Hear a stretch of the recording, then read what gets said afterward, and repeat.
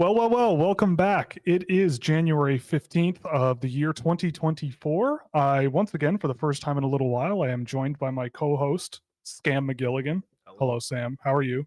Fantastic. Yeah? Yeah, definitely fantastic. Yeah, definitely. Mhm. If you'll notice, that Sam McGilligan decided to wear a Blue Jays jersey today. Yes. What's the funny thing about your Blue Jays jersey, mister? I own one of the only fake jerseys that are still valuable. The reason for this is because they really didn't give a darn when putting my jersey together. And I have a Chicago Cubs 2016 World Series patch on my, but how much do I have to turn? Batista. That didn't work, did it? It worked. You got enough. Jersey. We got enough of the word Bautista in there. Yeah, it's not for sale. It's deemed priceless. You took it to Antiques Roadshow? I did. It's sold for $1 million, but I decided I'd rather have the jersey. Oh, good for you. So well, I gave it back. I just thought that was wonderful. Nice little memento to history that never happened. But anyway, what? Nothing. Let's move on. Anyway, welcome to Scouching Live. Great start. I am Will Scouch, of course. We're brought to you by Fanatics, so you can use our affiliate link below or scan the QR code in the stream to provide a kickback to the show on anything you want to purchase. You can also support us, both Sam and I, with a puck prep subscription for all your NCAA and CHL draft prospect needs. You can also support us through Fractal Hockey Consulting, which is a business that I have started for hand-tracked player analysis and recruitment packages focused on Europe and the NCAA. And of course, we're brought to you by Scouching.ca, which is also the website that I have booted up. And you've got exclusive access to innovative data tools providing unparalleled insights into the draft, as well as players making their mark into the NHL, as well as players in the NHL a little more and more all the time. So we've got a lot of stuff to cover today. It's going to be a ton of fun, I'm sure. First thing we're going to start off with is going to be talking about, in the notes we have it written as from producer AJ, the goddamn Toronto Maple Leafs. You wrote that. I just reused an old template and the title still fit. That's all. Right. Yeah, there are rhymes in this show, it seems. Then we're going to cover a little bit about the women's U18. It was a lot of fun, and there's some interesting, fun storylines coming out of that, at least based on what I've seen or had seen. We're going to chat a little bit about Trevor Zegras and what's going on with him and all the chatter around him. We also want to talk a little bit about the Colorado Avalanche because after seeing them a couple of nights this week, they rule, but I don't think that's controversial. Then we're going to chat a little bit about the NHL All-Star League, NHL All-Star Game rosters and all the fun stuff that comes along with that. I'm sure there will be some discussion about the jerseys, but we'll keep that locked away until then. And then we're going to sort of close before questions by going over some of the NHL Central scouting rankings, as well as some other lists that have come out in the last week that might be worth chatting about.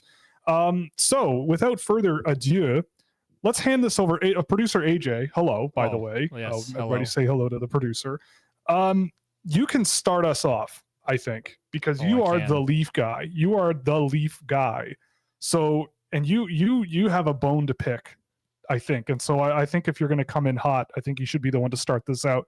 Where are you at with the Toronto Maple Leafs after this past week? I mean, the truth is, I still believe. I still believe in the team, but I do not believe in the man helming the team. I'm done with Sheldon Keefe.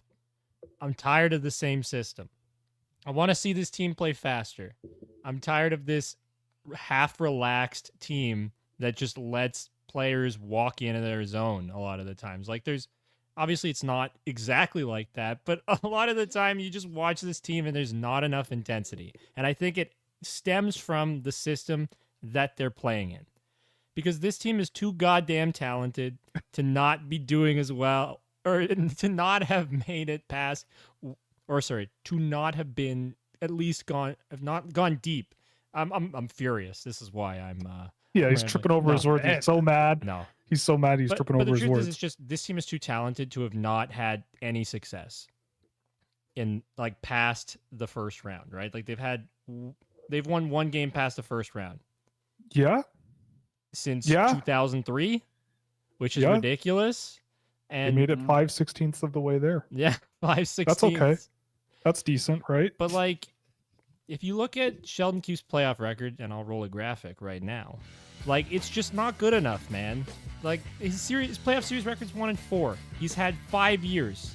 5. And it just, every time, it feels like he gets outcoached by whoever he's up against. Even in the series he won against John Cooper, it felt like he just got outcoached. Still, and they kind of got lucky. But, like, I just want to see this team perform with speed and intensity. And it's part of the reason why we're going to talk about the Colorado Avalanche and why they were able to win a cup is because they just play this rambunctious, fast style of hockey, and they don't give you any time and space to think. They just go, go, go, and they're forcing you to make decisions. The Leafs are like a chess engine, trying to constantly evaluate the best move. But in real time, fair enough. In real time, you cannot evaluate the best move. Even engines can't evaluate the best move within like a couple of milliseconds, right? They need time to actually correctly judge everything. But you don't get that time and space in hockey. So it's time to stop trying to be perfect and try to actually force the issue.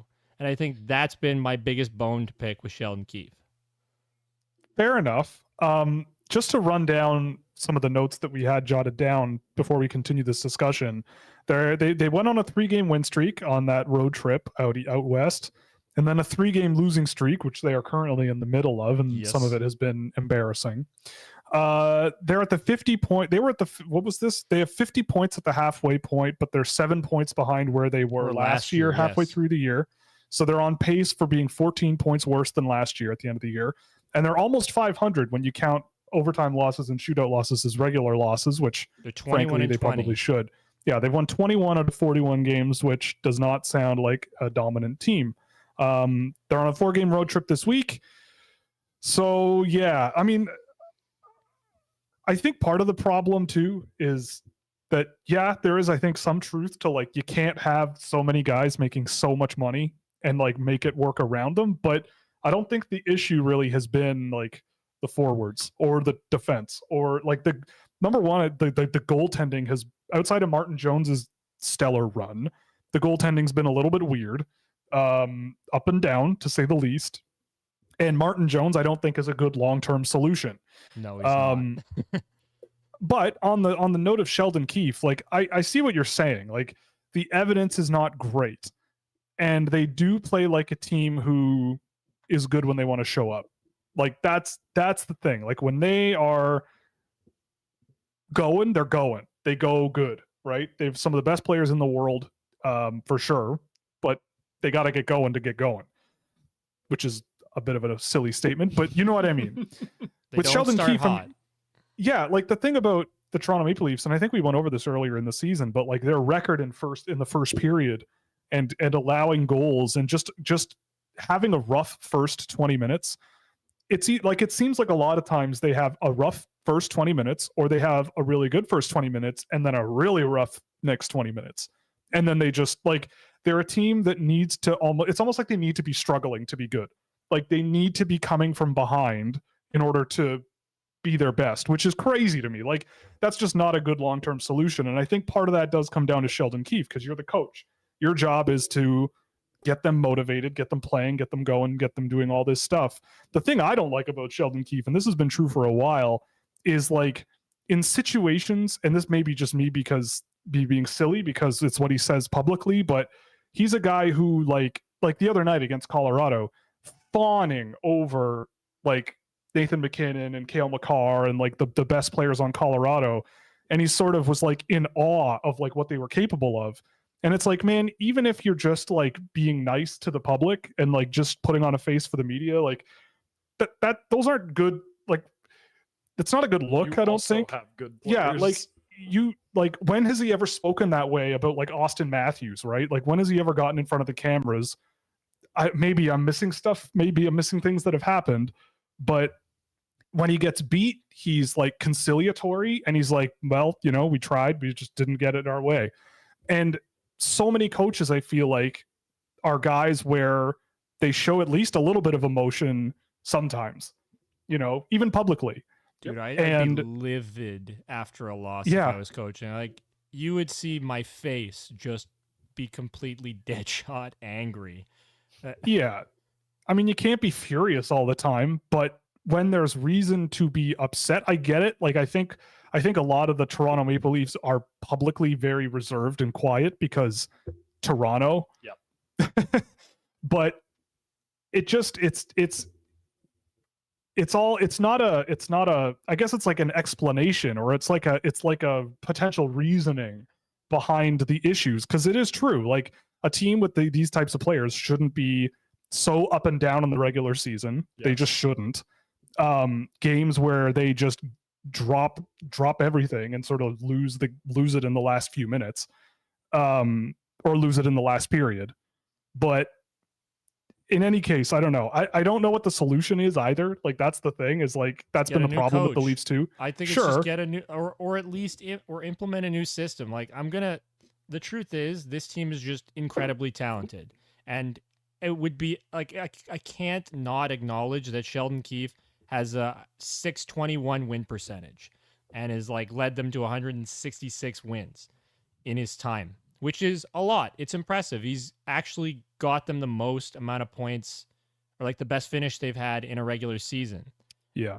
Right? Like, yeah, there is that. But I don't necessarily believe that that's Sheldon Keefe's doing so much as it's how talented the group is. Yeah. Yeah. No, I agree. And that's the problem. Like, I think that you can really see a lot when it comes down to like playoff time. Like, I think you tell a lot about a team and a coach and all that stuff when it comes down to the playoffs. And it just, like, I don't know. Outcoached every year. Every playoff series, he's outcoached. And it's just also, it's like the way the guys come out and play. Like, that series against Florida, it felt like no matter what they tried or no matter what system they tried, it was just Florida just pounding them. Like they came out wanting to and don't give you any time and space to make decisions. Right. And those are the teams that do well. Yeah. So it's not looking so good, but who knows? They're still in the playoff hunt. Obviously, they're still there. They're going to make the playoffs. I would be shocked if they didn't. I would love for it. Sure. Oh, they are. Come on, Sam. I mean, the only comment I have for the Keefe thing is just you need to look at the Raptors with Darko, their coach, and how passionate he is. I've just been thinking about this since you mentioned how Keefe's never spoke of Matthews. Think about how Darko speaks about Scotty Barnes. You're going to have to enlighten me because I don't know anything about basketball. He loves Scotty Barnes. He literally calls him face of the league caliber player. Like, he's already all-star. He's all NBA bound. Like, he worships Barnes, and you just see Scotty play with intensity. Like, is that a brick wall? I'll run through it for you. Like, that type of stuff. You don't seem to get that fire and motivation from Keefe. It's very calm and collected all the time. Yes. And it's like, well, sure, but then if you're calm and collected all the time, what about when someone throws a rock through your window, comes in, steals your TV, and you're just like, no, stop, come back. And you're like, shucks, darn, that guy stole my TV. It's like, no, man, go downstairs and like get your machete from under the stairs and get your stair machete. Run down the street after this guy. Like, what are you doing? Anyway, Sheldon Keefe, and like you said about Darko worshiping Scotty Barnes, I feel like Sheldon Keefe worships David Kampf, which is what makes me sad. Like, David Kampf has been I feel like he's been much worse this year, like just based on what I've seen. Like, even his face-off percentage is down, and that's a big reason that he's getting $2.6 million or $2.4 million a year. It's dumb, man. Like, I don't understand why they paid David Kampf. And they're taking a roster spot away from Nick Robertson for David Kampf. I mean, we can talk about Nick Robertson because it blows. This is part of my problem. Nick Robertson rocks. He rocks. Have you seen much of Nick Robertson this year? He's very good. Yeah, he's been great. I mean, not like amazing, but he's an NHL player. He's absolutely like overcome that barrier that he was in. And he is without question an NHL player. I think some Leaf fans, when I read stuff about him, I'm like, all right, guys, he's not Jason. No, it's so obvious though that he's a guy that, because I don't know, AJ, you might know, but there were people talking about trading him. Yeah, I don't know where that came from. Was it like a Sportsnet broadcast or something? Because Elliot talked about it last night about how they might be looking to move on potentially, which is ridiculous. I don't get it. That's so classic Leafs. It's That's so classic dumb. Toronto Maple Leafs. It's so dumb. He's so good, man. Alex Steen's 23 or 24 years old. He's probably not going to get any better. Let's trade him for Lee Stempniak. Like, it's like, what do you like? It's so classic Toronto Maple Leafs management. That trade happen? What? The Stempniak for Steen one? Oh, that was 10 years ago. That's just, I love it. Yeah. Like 15 games into the season, Lee Stempniak's playing. No, it was longer. It was longer ago, man. It must have been. Was it? Yeah, dude. 10 years ago was 2014. Oh, that's true. It's probably 15 years ago. Yeah, Awesome. I remember that trade. That. That's like one of the first trades I remember seeing as a Leafs fan as a kid. Oh my God, he would have been like 7. So Alex Steen was traded at 24 years old. Nick Robertson's 22. Alex Steen went on to have a 600-point career over 1,000 games. And win a Stanley Cup. Win a Stanley Cup. Versatile player too. Steen was not just like a scorer too. Yes. I loved Steen. Like Nick Robertson is a guy who on another team, I guarantee would just be great. Like he's going to go to the Kraken and score 35 goals. That's what I told you. Yeah. Like, he's either going to go to the Kraken and score 35 goals or he's going to go to Calgary and make Jonathan Huberdeau a 100-point scorer again. Like, I don't know. It's pretty crazy.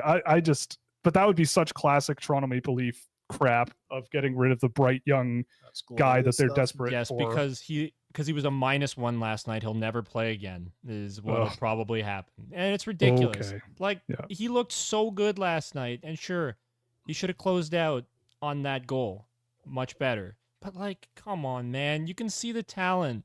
Why isn't this guy being rewarded? Also, I understand that Pontus Holmberg has gotten an opportunity now on this team, and I'm happy with that. I like Pontus Holmberg. But don't tell me that there's no spot for Nick Robertson when David Kampf is playing on this team. David Kampf. Can Nick Robertson play center? No, didn't think so. But can he win a face-off in the first face-off of overtime? He can rip it, man, and he's rambunctious. He's intense. He's awesome. He's so good. He's so good. Even Austin Matthews praises his shot. Even Matthews praises his shot. He did that like 2 years ago. Is Robertson playing much on the power play either? I don't know. Just on the second unit. And they get like 38 seconds at most a lot of the time. So they barely get set up. Unless the top unit really poops the bed. Right? Like, I don't get it, man. I just feel like all the personnel changes, and even this year, it's just been too slow. Like, he benched Reeves way too slow. Reeves was bad early on, and he didn't make that adjustment quick enough. John Klingberg was playing in the top 4 for like 10 games, which was way too long, and then he got hurt. And I feel like that's forced Keefe's hand not to play him more than anything. And same thing with Reeves. Yeah. I mean, you wonder where they would be without the guys that they just like found. Like Simon Benoit has been pretty good for what he is. Noah Gregor was a PTO. Like we were saying the other night, Noah Gregor should have been what Ryan Reeves was. Yeah. You know, if you sign Noah Gregor 3 years, $1 million a season, that's a banging contract right there. The other guys like Lagesson even was a fine sort of stopgap guy. Like those are the ones that have sort of saved the ship a little bit. Although now I guess we'll see. Like, I mean, Liljegren's come back, and he's looked great. I've thought. People are. I don't know. Is there talk of him being traded too for veteran help or something? No. I think people have realized that he's good, but it's just like people don't realize how good he is, right? Like I actually think he's near, if not at a top pair defenseman level. Like he's really good. Like he's not going to be your number one guy. That's Morgan Rielly, who's been awesome. But like, come on, man. It just blows my mind. It blows my mind that Sheldon Keefe just doesn't play his young players that show promise. I think it's safe to say, and we'll end it here, but I think it's safe to say that this is a big year for him. Like if they're bounced again in the first round, like they're also like they're not that far out of the wild card battle. Like I know they have 2 games in hand on Detroit. Sorry. Yes. To Toronto. They're a point ahead of Detroit with 2 games in hand, but who knows, right? Like that's a couple of bad nights from being in the wild card, and we'll chat about this a little later, but the Eastern Conference playoff race is shaping up to be absolutely out of control. But in any case, we can take a step forward. We can change the thing, change gears a little bit. There we go. I got the words out. I will try and calm down because I am it's okay. mad. We'll talk about a tournament that you didn't watch a minute of, and you can chill. The women's under 18. Now, Sam, I don't know if you watched much of this at all. I had it on TV, but in passing as I was doing work at the time. Right. So I was definitely like paying attention. Yeah. So I watched bits and pieces of the playoff rounds, and I watched both medal games. So if you weren't aware, the Canadian or the women's under 18 World Championship occurred in Switzerland over the last couple of weeks. And Canada, you know, God bless them, lost in the semifinals to the Czech Republic. It happened again. Big sad. Canada and the Czech Republic are on the hit list now for Canada. So, Sam, I hope you're an able-bodied man, because you and I are going to war together. I don't care enough. No, there's going to be no choice. Justin Trudeau, to save his election chances, he's going to declare war on Czechia just because of these hockey results. And the goal will be to eliminate their hockey teams. We'd go over there with tanks with F Trudeau bumper stickers on them. Yeah, exactly. Yeah. Spread the good word of F Trudeau. Yeah. No. But yeah, the gold medal game was actually really good. You would think that if it's US Czechia, that it would be like 12-0, but it wasn't. It was, basically 3-1, but there was an empty netter goal. Obviously, the American team was great from the games I saw. The Czechs were just like the Czechs at the World Juniors, scrappy, not clearly outmatched. They have a national identity. Yeah, sure. their just identity is, we're gonna figure something out and we're win. Just gonna scrap with you, make it tough. Yeah, we're just gonna do everything we can to just complicate things a little, and when we get chances, we'll pounce them. And Adela Sapovalova on the Czech team was also extraordinary, and she is known. I mean, I guess you could also say that there's a person we know of, Matthias Sapovalov. No, my God, yeah, Matthias Sapovalov, his sister, and she is outstanding for the Czech Republic. Every time I saw her, she looked great. Unfortunately, not the sort of tournament people were expecting out of Nela Lopushinova with Slovakia after her insane performance last year. But that's okay. She hasn't been listed as playing any games on Elite Prospects, so who knows what's going on there. Maybe it's just delayed from prep school stuff, because she is playing prep school in North America now. But the name that also really, I think, people kind of started putting their thoughts behind was Chloe Primerano, Canadian defenseman, who I saw a tweet that was like, oh, it's the Canadian women's hockey equivalent of Cale Makar.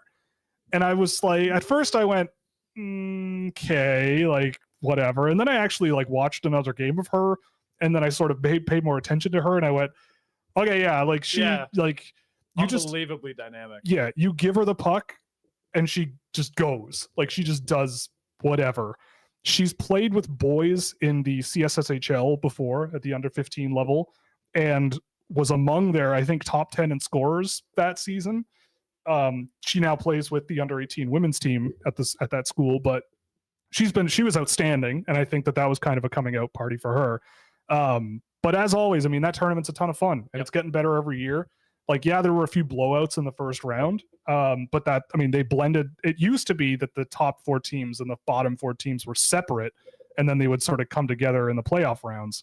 But Czechia, this year they sort of blended them all together, and so unfortunately, better tournament structure. Yes, I think so too.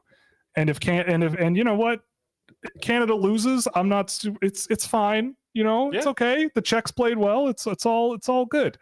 But anyway, yeah. So just thought I'd mention that. I think I saw a few questions come in about that tournament as well, so we'll cover those later.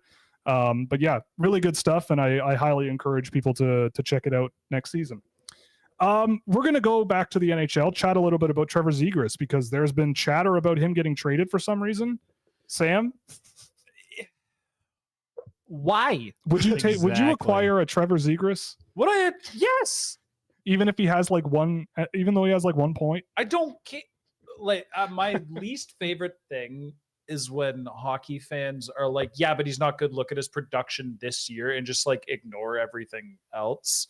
And like, I'm I am subjected to being caught in the algorithm for Twitter for the Habs. And like, you guys disappoint me every time you talk trade negotiations. It embarrasses me almost through Joshua Waugh, a second round pick. Like the stuff that some of the trade proposals are solid. Some of them I'm like, okay, I get where you're coming from. And other ones where I'm like, guys, what do you think the other team wants for Trevor Zegras?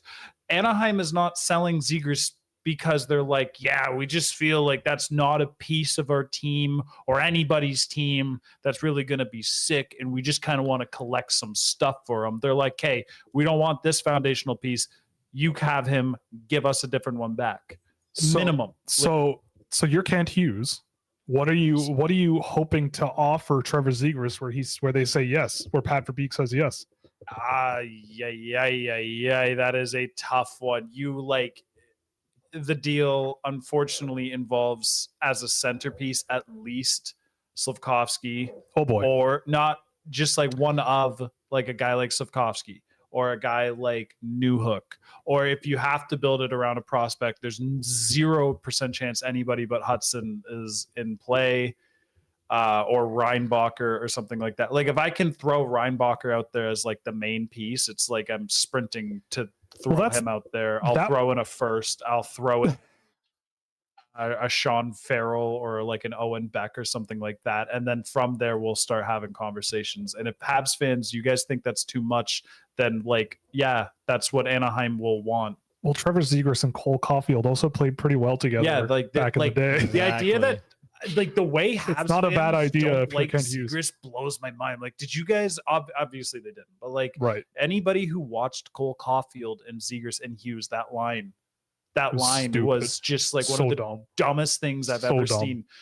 Zegras and Caulfield are like a match made perfect. They're awesome 1-2 together. Like it fits so well there, and we need a guy like Zegras on the team as well. You cannot tell me that the Habs can afford to not have another super dynamic guy. Like, not only do you need a player like him, you can't find more fun than him. Everybody who's like, yeah, I wouldn't pay that much for Zegras would be sitting there going, oh my God, look at that highlight. It's the 6th one this period. When Zegras comes to Montreal, gets in front of the big camera. Like, that is a big town player. You want to see a whole lot of things that Yuri Slafkovsky can't do. You want to see a whole lot of things. Bring Trevor Zegras to town.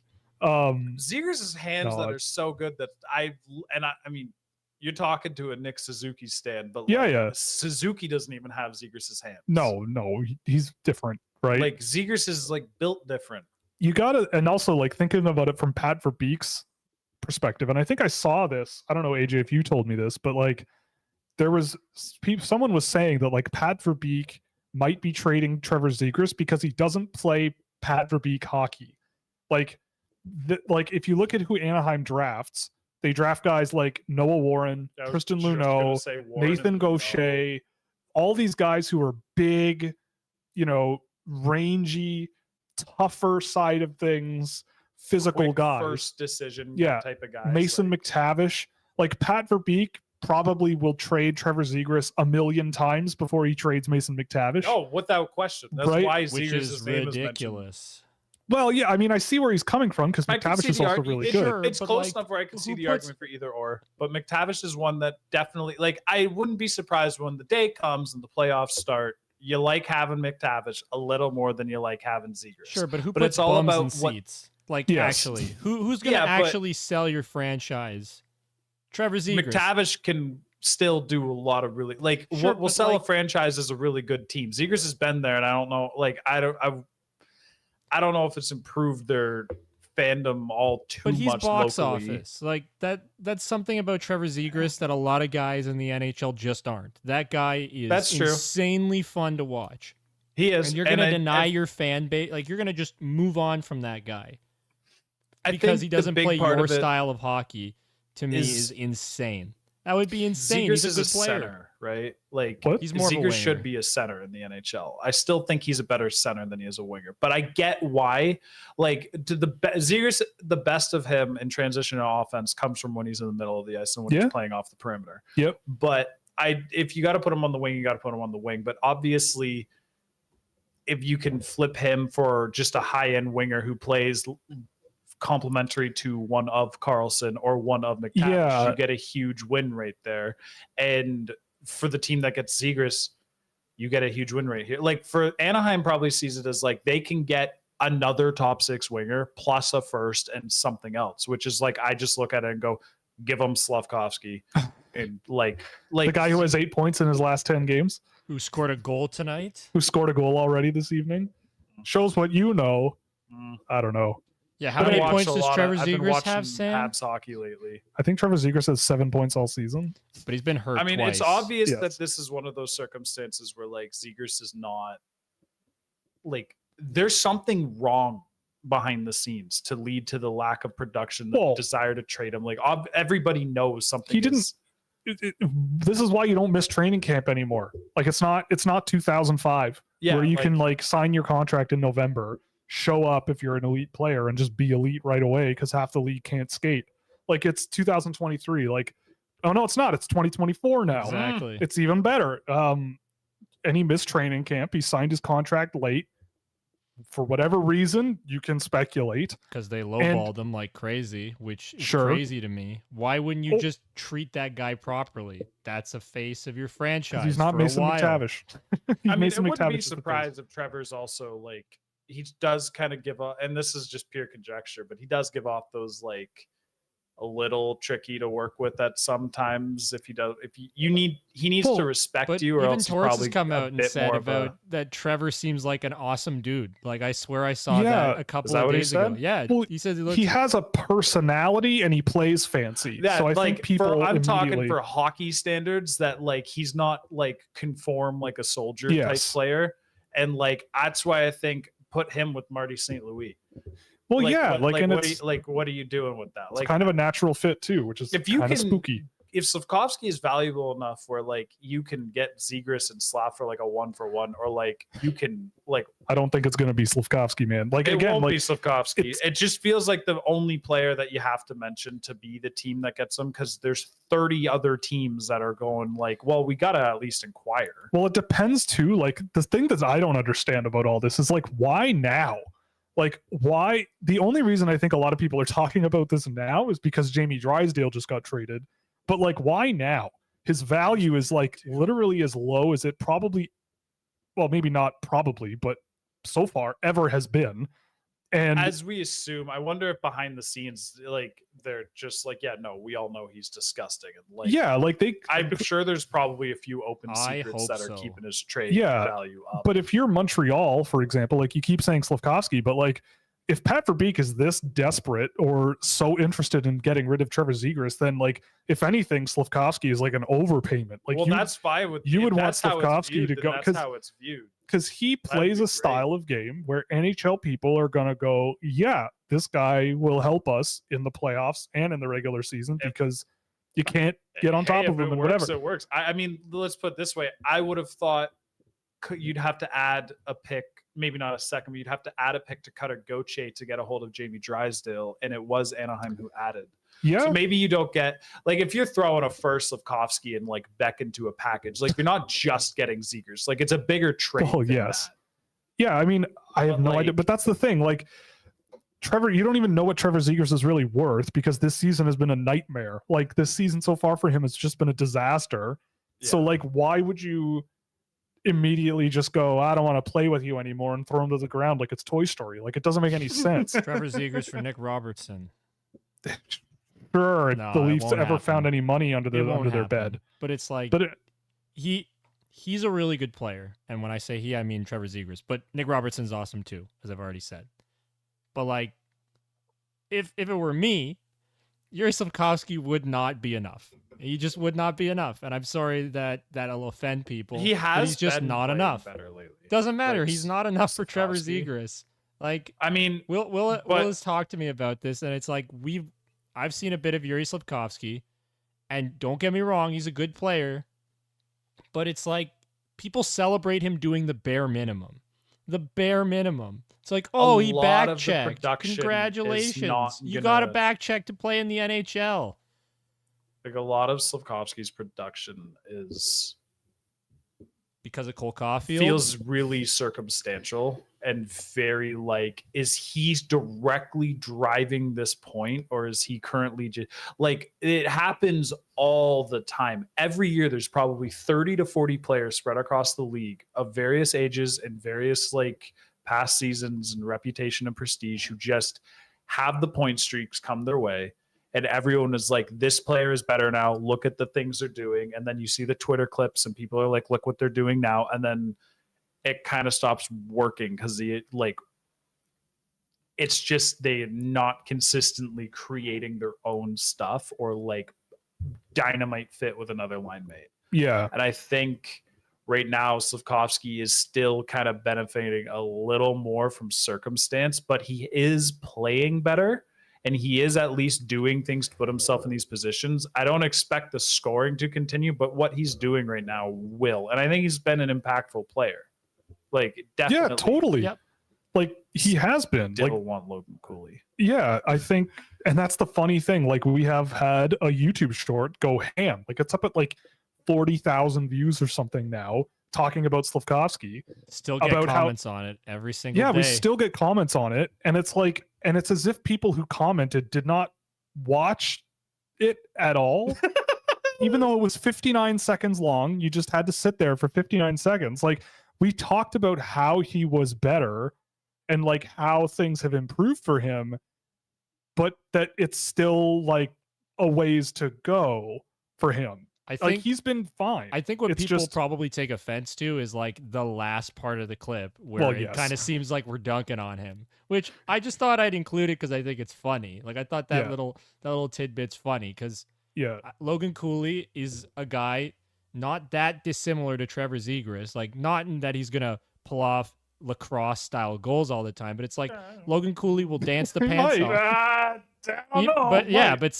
But even what Sam's saying, he actually might, right? Like, he's just got a level of skill that a lot of players don't have in terms of Cooley's what they can do creatively, skill, right?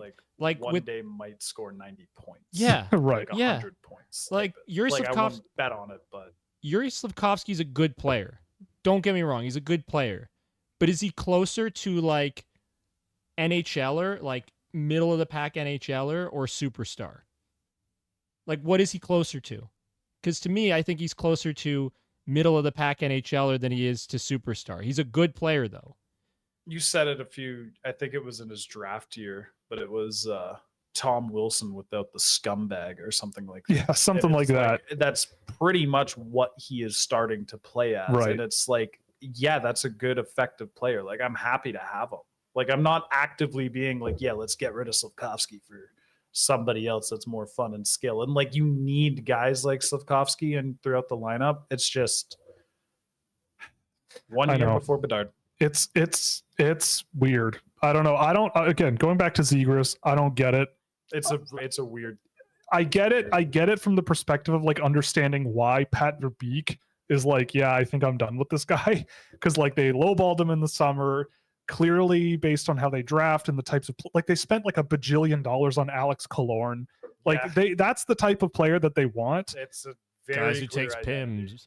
Yeah. And like Trevor Zegras, like isn't that. He's not that. And you know what? If they trade him, cool, but that would be, I think, incredibly dumb. And the timing could not possibly be worse. Yeah. Like this if guy you trade who's him been last year, you definitely get the it would shock the world. Like, getting a high-end young player plus more. Yeah. Now you're right. Like I have underestimated how much Zegras' value it may have dipped, but like I really don't think in the grand scheme of things, like if you're a half decent GM, you should still be getting anything but like a blatant. Well, like I wouldn't trade him unless I was basically getting the return I would have got from trading him last year, because there needs to be like an open secret in the NHL justifying why his performance has slipped, or everybody is just like, yeah, some players have 1 year offs, especially when they miss training camp, and I'll have all this extra BS coming. And, like Carlson shows up and gets opportunity. McTavish is now there, like just fully thriving. Yeah. And like he and Troy Terry together. Nice. There we go. Sam's all wet now. What the hell just happened? He and Troy Terry also have just basically been like running the Ducks like for the last 2 seasons. So going away from that also just makes no sense. Like their leading scorer right now is Frank Vetrano. Hell yeah. And like Mason McTavish. Like obviously Zegras is in and out of the lineup, but like I don't know. I would at least see what he can do next season, especially like, yeah, this is also a team that has played Ross Johnston in 31 games and Brock McGinn, and they signed Ilya Lyubushkin this summer. Like, you know, the type of player, you know, they've employed Sam Carrick for like a decade. Yep. You know, like, you know what they're looking for. And it ain't Trevor Zegras. So we'll see what happens. But anyway, fun times in Anaheim, I suppose. But let's move on. Let's flip the script a little bit and talk about someone who is actually solid. The Colorado Avalanche. The other night, I think they put on a little bit of a clinic against the Toronto Maple Leafs. If anything, Sheldon Keefe told us all that they put on a little clinic against the Toronto Maple Leafs. Could the Colorado Avalanche repeat as Stanley Cup champions for the first time? We would have repeat champions in a few years. It's been a while since the Penguins did it. Well, it wasn't last year. It wasn't last year. Was it last year? No, it was Vegas. Was it? It was Vegas. Vegas won. Yeah, no, it wasn't last year. And the other part of that is yeah, Tampa went back to back. I put in the notes repeat, not back to back though, on purpose to try and not trip you up, but clearly it did. Yeah, yeah. Hello. You did whatever. Yeah, repeat does not imply twice in 3 years. Repeat anyway, whatever. You get my point. I have a horrible memory for things like this. Who went to the Stanley Cup final? What year things happened? I used to be really good at this, and it's something about 2020 where, like, as soon as the new decade started, I was like, wait, who, what, when, where? Yeah, it's all a blur to me. It doesn't. The years melt away, and it's going to happen to all of you. That's why. Exactly. It'll happen to you, AJ. Trust me, it's going to happen. Sam is what, 4 years older than me, so I got to watch out. You're a few years younger than me, yeah. But anyway, so let's start that discussion over again. Could the Colorado Avalanche win the Stanley Cup championship for the second time in 3 years this season? Of course they could. Of course they could. Core. They're awesome. And that core plays extremely well in the playoffs. They might add, maybe they get a trade deadline addition that helps. Maybe not. It's not often those trade deadline additions like make that big of a difference. But, they kind of did do the Lehkonen trade, and that kind of did do like really well for them last time. Yep. Yeah, and he's still there and he's still great, right? Like I think he's injured. That's he's on true. long-term injured. Yeah. And it also sucks because now Val Nichushkin's out again. Like he's back on the player assistance program, which hope he recovers well. Yep. But like those guys are awesome. And really what they've been missing for a little while now, Gabe Landeskog has been out. Like he hasn't played, I don't think, and like since that Stanley Cup win against Tampa in 2022. Correct. And they need another center is what they probably should go out and get because like they've lost Landeskog and lost Kadri from that cup run. And you can see it that they're missing that. Like I don't think this year there's one team that's clearly better than everybody else. Like I think there's a lot of really good teams. Yeah, definitely not. But I think with this like there's a group of teams that are awesome. Like Vegas is a really good team that could win. Colorado's a really good team that could win. I would have said LA, but they've been really struggling recently, though they did pick up a win today against Carolina, so they finally got out of that losing streak. Florida could win. Boston, outside chance. Toronto, but outside chance. It's never going to happen. No. It'll happen someday, Will. It'll happen someday. But like Colorado is in that tier, in that group of teams. Yeah, without question. And like if you had to list off like 5 or 6 teams likely to win the cup and Colorado's not in it, you kind of look like a bit of a fool. And I feel like. Yeah, and just so I'm not a goofus for all the other Canadian fans, Winnipeg and Vancouver are also right up there. Yeah, I mean, I think that they certainly are capable. Their best players are insane. Their top 4 on defense is great. Bowen Byram's obviously not in the lineup, but outside of that, you've got Manson, Girard, Taves, and Makar. That's just gross. Without Byram. They also have superstar Brad Hunt. Can't forget about Brad Hunt. Yeah. Chilling in the minors, where he definitely should not be. And they always bring Jack Johnson in. They always bring in Jack Johnson. Yeah, they got to bring in Jack Johnson. But yeah, I mean, like, they've been getting really good. We got a message from David about their middle six guys like Logan O'Connor and Ross Colton. They've been very good as well. Ryan Johansson has been very good for them. They have room to make a move. Jonathan Drouin, I think, has been pretty good there too with Nathan McKinnon. Like, he's found his spot in the NHL, which is where he was in junior, next to Nathan McKinnon. Yeah, and I think it's the thing about this season also that's kind of fascinating to me is like I don't think there's a team where you can right away say like, yeah, this is a Stanley Cup favorite. Like, I think there's a ton of teams that are all sort of sandwiched at like the top tier of the league. Like, I'm not sure I'm a total believer in just how good the Canucks have been, but they're still going. They did lose to Columbus today in a shootout. Cool. That sucks. That's too bad. But like, could I see the Colorado Avalanche winning the Western Conference? Absolutely. Could I see Vegas doing it? Absolutely. Yep. Could I see LA doing it? Absolutely. Could I see Edmonton doing it? Less so, but I could see it. It could happen. I could see it. Winnipeg, yeah, I could see it. Dallas, maybe less so, but like there are probably 5 or 6 teams in each conference where you could go, yeah, I could see this team as a Stanley Cup contender, right? Like Boston, New York, who knows what Florida does.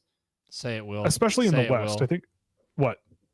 Say it's the not, team I'm not saying say the team no, will. I'm not. Say the I'm team not saying I am not saying a team that is 2 points out of not being in the playoffs, being a Stanley Cup favorite. I'm not doing say it. Buffalo just because it's fun. Somehow. Yeah, Buffalo because it's fun, even though they're, what is this, 8 points back? Shush. Anyway, yeah, but it's just a lot of fun. I mean, I think the season, the playoff race towards now until the end of the season, I think is going to be bonkers. Yeah, it's good. It's a really good intense year for them. Yeah, especially in the East. It's ridiculous in the East. Yeah, and the Colorado Avalanche are probably going to cruise their way into the playoffs. And when they do that, the possibilities are limitless. They're a great team. Like watching Cale Makar and Nathan McKinnon just on their own. It's just like Cale Makar in a lot of ways is just the most fun player in the NHL. Yeah, they're from another planet. Like it's like that goal that McKinnon scored against the Leafs to put them up. Just incredible. Like when have you seen the Toronto Maple Leafs score a goal like that? Like when has Austin Matthews broken? I guess he has done it once in a while, but like broken into the offensive zone, stopped up, made every defender on the ice look like a fool, and then just rifle one. Yeah. Like, and have time to wind up. Like he had time to settle it, get it into his wheelhouse and cram that thing into the net. It was amazing. It was great. Like you're talking about 2 of the top 4 players in the entire league. Oh yeah. Yep. Those 2 guys are awesome. Yeah, tons of fun to watch. Worth every penny if you're going to an Avalanche game. So if there's anyone listening from Colorado or watching from Colorado and you don't know about the Colorado Avalanche, go for me. I don't know why you would, but go. Because we can't. Yeah. At least not easily. So let's take a step and talk a little bit about the NHL All-Star game, which is coming up relatively soon. So they released the rosters and they released the jerseys. So I don't know where you guys would like to start, because if you have not seen the NHL All-Star jerseys, I have. I saw them on broadcast. Ones, right? Like the yellow, blue, and red ones. The blue, red, white, and yellow. Yeah. The ones that look like they're made by a child from 1995. Yeah, I kind of vibe with it. Dude, I love it. I love it. I actually really like it. It's also like, if anybody watches YouTube, a bunch of YouTube stuff, Doug DeMuro has this theory that anything that everyone hates the day that it comes out, it's a thing that will be like seen as vintage and like reliable and like good in 10 years. Non-hockey related, best example of that, everybody hated Wind Waker when it came out. The Zelda game? Yeah. Everybody looked at that and was just like, yeah. And now everyone's like, yeah, it's probably the best art style they ever had. People don't like things that are new. And this NHL, I think they're really cool. I think they're awesome. A lot, man. They're like insanely goofy. I got a text message from the better half before this show started, 2 minutes before, that they each look identical to the different varieties of Doritos, and the logo kind of looks like a Dorito. So there, we could just, hold on, better half. They're the Dorito jerseys, and I think they're beautiful. I actually sat up one night, I think I was talking to you, and I had the blue one on Fanatics sitting in front of me with a shopping cart open. I didn't buy it. I didn't get it. I said no, but I probably will regret that choice. But I love them. I think they're going to look so fun. This might be one of the most fun All-Star games in a long time. Like the skills competition, they get money, so it's for money now, which is great. The All-Star game is always a lot of fun. It's maybe a little goofy, but it's a lot of fun. It's still fun. They're drafting the teams, which is so cool. I really wish they would do that every single year. Like, it's brilliant. That was I remember Team LeBron versus Team Curry, and that was without question one of the most fun All-Star games ever. Yeah, it's a lot of fun. Like, it's also, it should be a thing where the players have fun. Like, that's the whole point. Yeah. Like, celebrate how good you are. So, I mean, being a person from the great-ish city of Toronto, no, it's pretty good. I thought about going, and I don't know if I told you, but I was looking at ticket prices to go. It's like, so like if you wanted to sit upper bowl, sort of at like between the blue lines in Toronto for the skills competition, you're looking at like between, I think it was 270 and like $320, something like that for the skills competition. If you wanted lower bowl, I think they were like $600 between the blue lines. And then for the All-Star game, the same seats were something like, I think it was $450 for like upper deck, middle bowl between the blue lines. And then the actual lower bowls were $1,100. Yeah. Right? What? $1,100 per ticket. Oh, $1,100? $1,100 per ticket for lower bowl seats at the All-Star game in the Scotiabank Arena. Like, hell yeah. How does 10,000 people, I guess that corporate could also be buying a lot of tickets. I remember my dad went to Tampa for a corporate trip for the All-Star game one year when I was a kid, but still, it's like, that's craziness. Nuts. Like, who is paying that kind of money to go to those? Like, I thought it would be fun to go out with our friends, like take their little kid and have some fun, but no, not for $300. That is an absurd price. It's insane, but I mean, people are buying them. I guess people are buying them, and that's kind of what it is. Just to compare that to regular Leafs ticket prices, as somebody who has a family member who has season tickets, like within our family business. Oh, the aristocrat. Yes, the aristocrat. The aristocrat I sit in the group. Corporate section, and I'm the loudest person in the lower bowl. But it is true. I've been to games with you. It's the time. It's an awesome spot. But like those tickets are about, I think, about $300 a pop.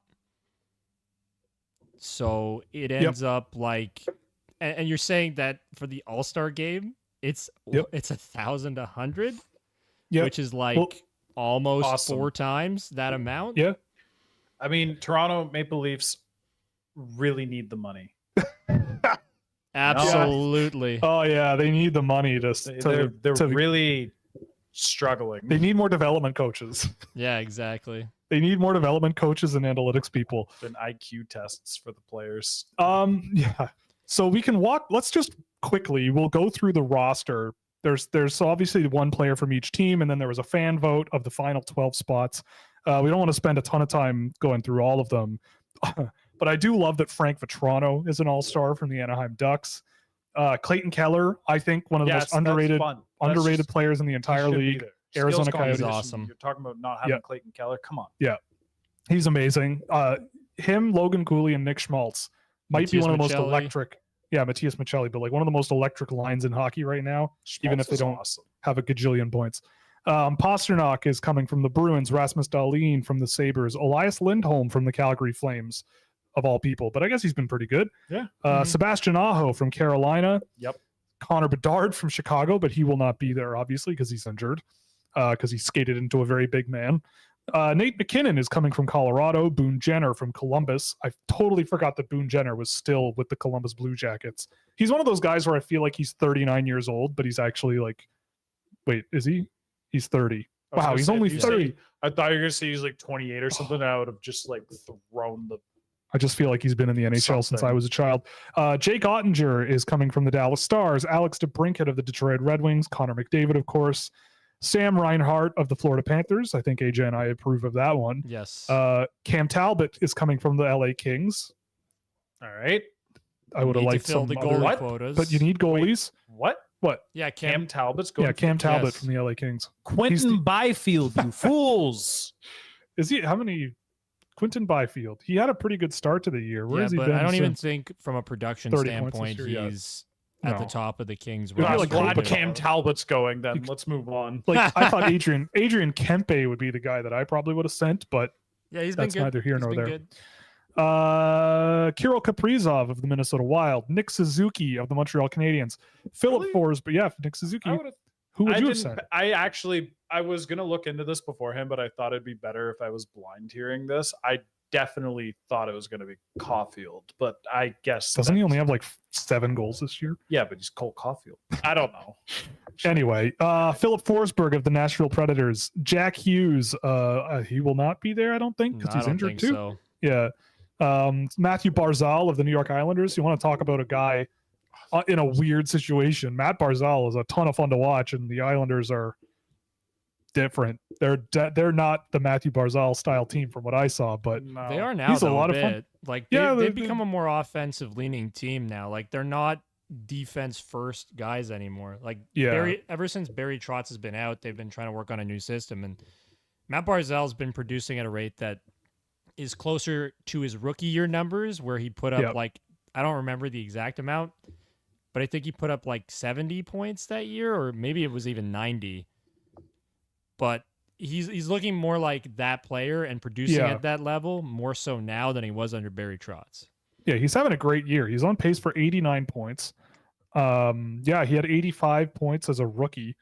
So coming along pretty well, but yeah, he's having a great year. Too good to not have way more points over between 85 as a rookie and on pace for 89 now. Like he should have been like at least 70 pace every year. Yeah, it's so scary to me that he's already 26 years old. Like I remember watching him when he was a draft eligible, being like, yeah, everybody's talking about McDavid and Eichel and stuff, but this Barzal guy seems pretty good. And then he got I think he got a little bit of the treatment of he's really skilled and fun to watch, so he has a bad attitude. Like it was kind of like that era. Yeah.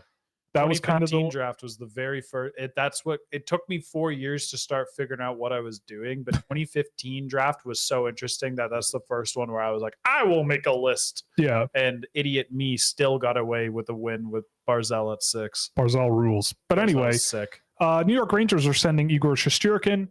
Ottawa Senators are sending Brady Tkachuk. Makes sense. Philadelphia Flyers sending Travis Konechny.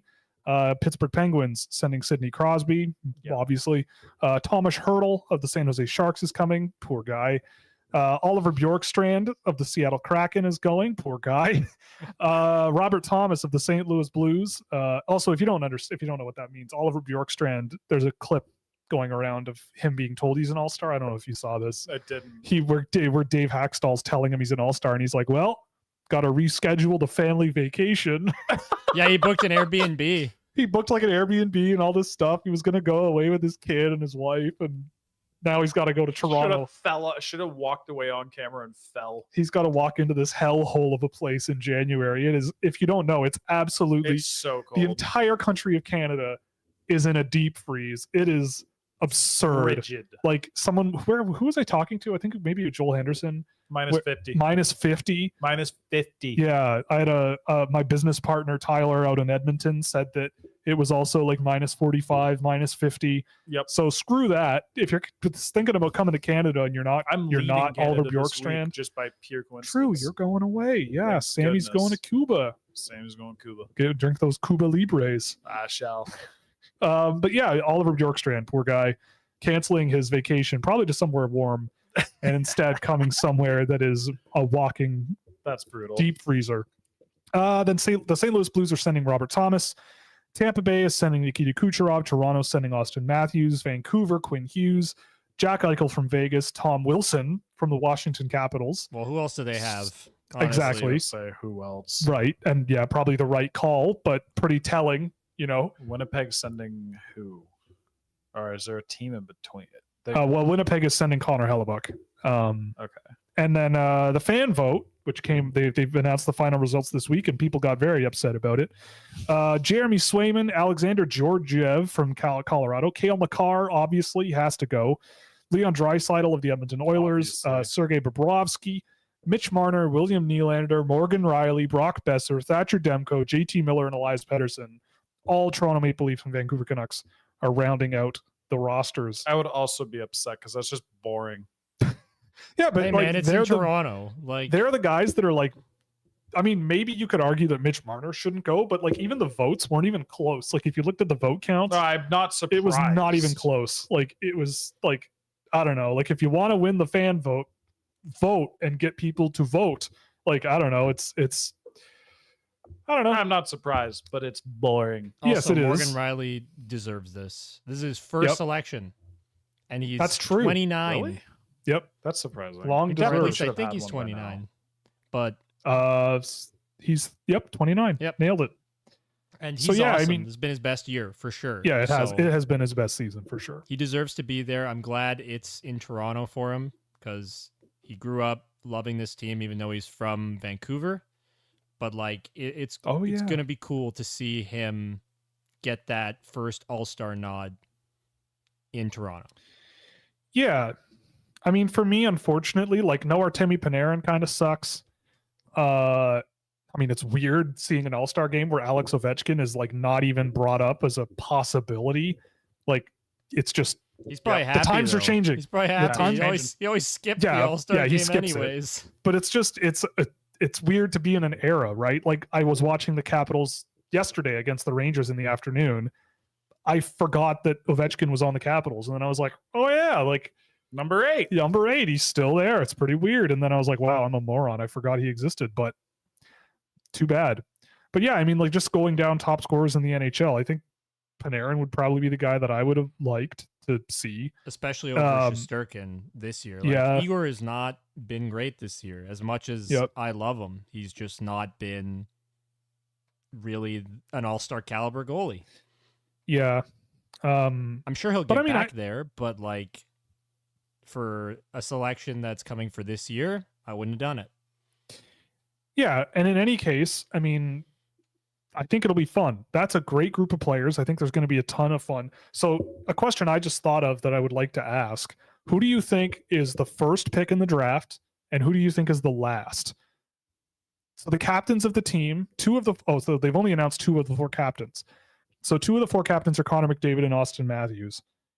So those guys can't go first or last. So who's the first pick off the board and who's the last one? So the last time this happened, I think it was Phil Kessel who was the last one on the board. Again, I Of mean, course it was. first 2 picks are probably just going to be McKinnon and Makar, or like Crosby, just because somebody would be like, yeah. Yeah, it'd be hard not to draft Sidney Crosby first overall. I would be surprised if McKinnon wasn't one of the captains. Yeah, like That's why I said McKinnon or Makar. 'Cause Yeah. one of them, like McKinnon's probably going to be a captain, so Yeah. then it's probably just easy to say Makar. But like if Toronto's drafting, then he gets to publicly decide which one he likes more between Marner and Nylander. Yeah, I'd like to see him and Pasternak be the other 2 captains because those guys kind of have some personality and they're fun. Honestly, I wish Connor Bedard were going. That would be Toronto's probably last. who? Frank Vetrano? Yeah, maybe. Or Tom Wilson. I feel like Jack Eichel might be the first guy drafted. I mean, it's going to be hard to see that it's not Sidney Crosby. It also kind of sucks. Captain. Like I think it'll probably Maybe, end up yeah. being Matthews, McDavid, McKinnon, Crosby as the captains. That That's feels fine. Canadian Yeah. enough. Yeah, that And- feels exactly. Canadian. And so Yeah. I think Makar will probably be the first pick. Yeah. I also was hoping that both Kachuk brothers would be there. I feel like that would be That would be a fun. good time, but only Brady this time around. Oliver So- Bjorkstrand will be the last pick, sadly. Not Frank Vetrano? No, because Oliver Bjorkstrand is an underrated player, more so than Oh, Frank okay. Vetrano. Right. I see where you're going. But I'm excited. It's going to be a lot of fun. I'll certainly be watching and probably at least a little bit inebriated watching the All-Star game and the skills competition. It's always a lot of fun. Absolutely. Before we get to the chat questions, I did just want to, bring Sam into the show a little bit more and chat a little bit about the NHL Central scouting list I because need your touch. he needs I have so Sam needs my I have touch no ID. idea how else to say that. I need to press the button. Yeah, first. please press the button for me. Touch. That was one of the Touch it worst better. ways you could have said it. Thank Touch. you. What? All you had to say was, "Can you unlock this for me, please?" I know what I said. Yeah. Sorry, podcast listeners. Yeah, Sam also has to figure out how the magnetic stand works. So just so you know, if you're not aware, I'm just going to do the top 10 North Americans and Europeans, and then we can sort of quickly go over some of the surprises I think that we both, or one of us, thinks maybe on there. So in North America, at number 10, you've got Zane Parekh. Number 9, you've got Berkeley Catton. Number 8, Cole Iserman. 7, Sam Dickinson. 6, Carter Yakimchuk. 5, Trevor Connolly. 4, Zeev Buium. 3, Caden Lindstrom. 2, Artyom Levshunov. And number 1, you've got Macklin Celebrini. And in Europe, just flipping around there, you've got Lucas Pettersson, number 10. Got Igor Chernyshov, number 9. I almost said 8 and got my numbers mixed up. I'm 5 years old. Number 8, you've got Matvey Shuravin from Russia. You've got Aaron Kiviharyu at number 7. Michael Brensik Newgard at number 6. You've got Emil Hemming at 5, Adam Yurachek at 4, Ivan Demidov 3, and Anton Salayev number 2, and then Konsta Helenius number 1. So, Sammy, initial thoughts. I'm sure we'll get some more specific questions, but yeah, I just can't help but notice that the 8 people ranked ahead of Berkeley Catton, although one of them obviously being Celebrini. If you look at the height category, there's a lot of 6s until there's suddenly Catton's 5'11". Yes. I just can't help but notice that. right. Yeah. It's funny how that happens. Because, I mean, I don't know what I'm missing whenever I see Berkeley Catton anywhere that's not like 4 minimum. Yeah. But like every time I watch Catton, I'm like, yeah, this is for me, it's like I've only seen from the beginning of the draft to now, it's like Macklin Celebrini, Ivan Demidov, Berkeley Catton. There's never been like the only player who's even making me go, okay, is Lindstrom. And that's just based off like potential and combination of tools and upside and all that stuff. But when you're talking about Catton, he's just, I don't want to say perfect because there's obviously no such thing in this draft as like a perfect hockey player, but he seldom ever are you seeing mistakes. There's unbelievable upside coming through on every single game that I've watched where I'm like, yeah, I can see him doing that in the NHL for sure. He's a monster. He's like, it's unbelievable player. It's ridiculous. And I'd say if I had to say like take 10 to 15 best games I've seen this year, only 3 players would be on that list more than a few times, and Berkeley Catton is one of them. Yeah, I mean, full disclosure, I locked him in today at 3. So I locked in my first round today for the ranking at the end of the month, and he's 3. Like, I just think he's outstanding. Yeah. Both the last 2 games I've seen him, he was incredible, like just amazing. And yeah, I mean, 9th in North America seems like extremely, because that probably translates to 13th or 14th overall. Yeah, I guess seems disturbing. Yeah, like I guess using my brain, my thinking of NHL hockey, I guess I see it from the perspective of like he's not an elite skater, like speed wise, agility wise. He's very like thought first and like pass first. You know, not the most amazing offensive goal scoring guy, and he's not big. So in the NHL, like obviously 5'11" centers who are extremely smart and move the puck extremely well and are very, very creative and make plays all night long for other players, they exist and I'm sure they're quite good. Yes. It's hard to be one of those players in the NHL, which borders skepticism. But I feel like this is one of those ones where I'm watching, I'm like, yeah, but every time I watch him, I'm like, am I not watching the exception to the rule though? Yeah. Like I feel like every time he's just like I wouldn't say every shift, but 80% of his shifts in every game, he's just like, I am the exception. Yeah. Doing something exceptional afterwards. Yeah. He's really a heck of a player. So he's the one. Yeah, I think we both kind of said it, that he's kind of the one that stuck out immediately. Just flipping through this, I mean, I am not a Tarek Parasak guy. At 14 in North America, that kind of surprised me, especially having seen him a bunch of times. I thought they would have Sasha Boiver a little bit higher. I was expecting that. Not that 17 NA is anything poor for them. Sure. I guess I have him definitely higher than that, but like thought he was going to be their type of player for some reason. I guess now I'm like, I guess I don't know why, but yeah, I mean, just flipping through this also, it's like, I mean, they've got John Mustard at 41 in North America, so we don't like that. That's bad. They've got, without question, you already know what I'm going to say, by far my least favorite, because you looked 4 spots down and you knew it, but they put Luke Misa at 45 NA. That's pretty crazy. Luke Misa in the second round to me is just like galaxy braining, such a very simple thing. That's like a 3rd round pick. And like putting him at 45 is akin to sacrilege. So yeah. I am offended personally. Well, lots of time to change, lots of time for things to shift around. Like him behind Brody Zemer is kind of confusing to me. And I like Brody Zemer he's too. Fine. Spencer Gill, you know, Eric Matejko. I didn't think Matejko was that good at the World Juniors.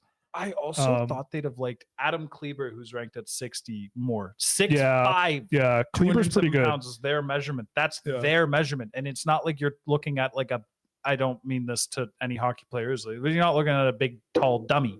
You're looking at like a smart player. Yeah, he's a good hockey player who's 6'5", 200 pounds, who actually has, I'm not going to say like crazy skill, but he can control the puck and he can like, he's just a good hockey player, and he mauls dudes, but not in like that dirty like smash dudes against the board. Like he's just bigger than you, and he's really good at gaining that inside position. When he's 6'5", that's usually a wrap.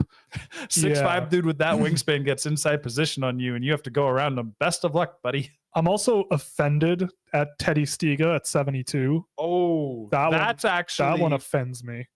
That might just barely. I mean, I have Misa very, very, very, very, very high in my draft list, so that one stands out as the worst to me. But in terms of just like, I can't believe he's that low, Stiga dropped my jaw. Yeah, I watched a game of him today, and he was again very good, but the game I did was a mess in terms of the video tagging. So we won't talk about that. But flipping over to Europe, I mean, I think it's, you know, I mean, I'm not a huge Constantinius guy.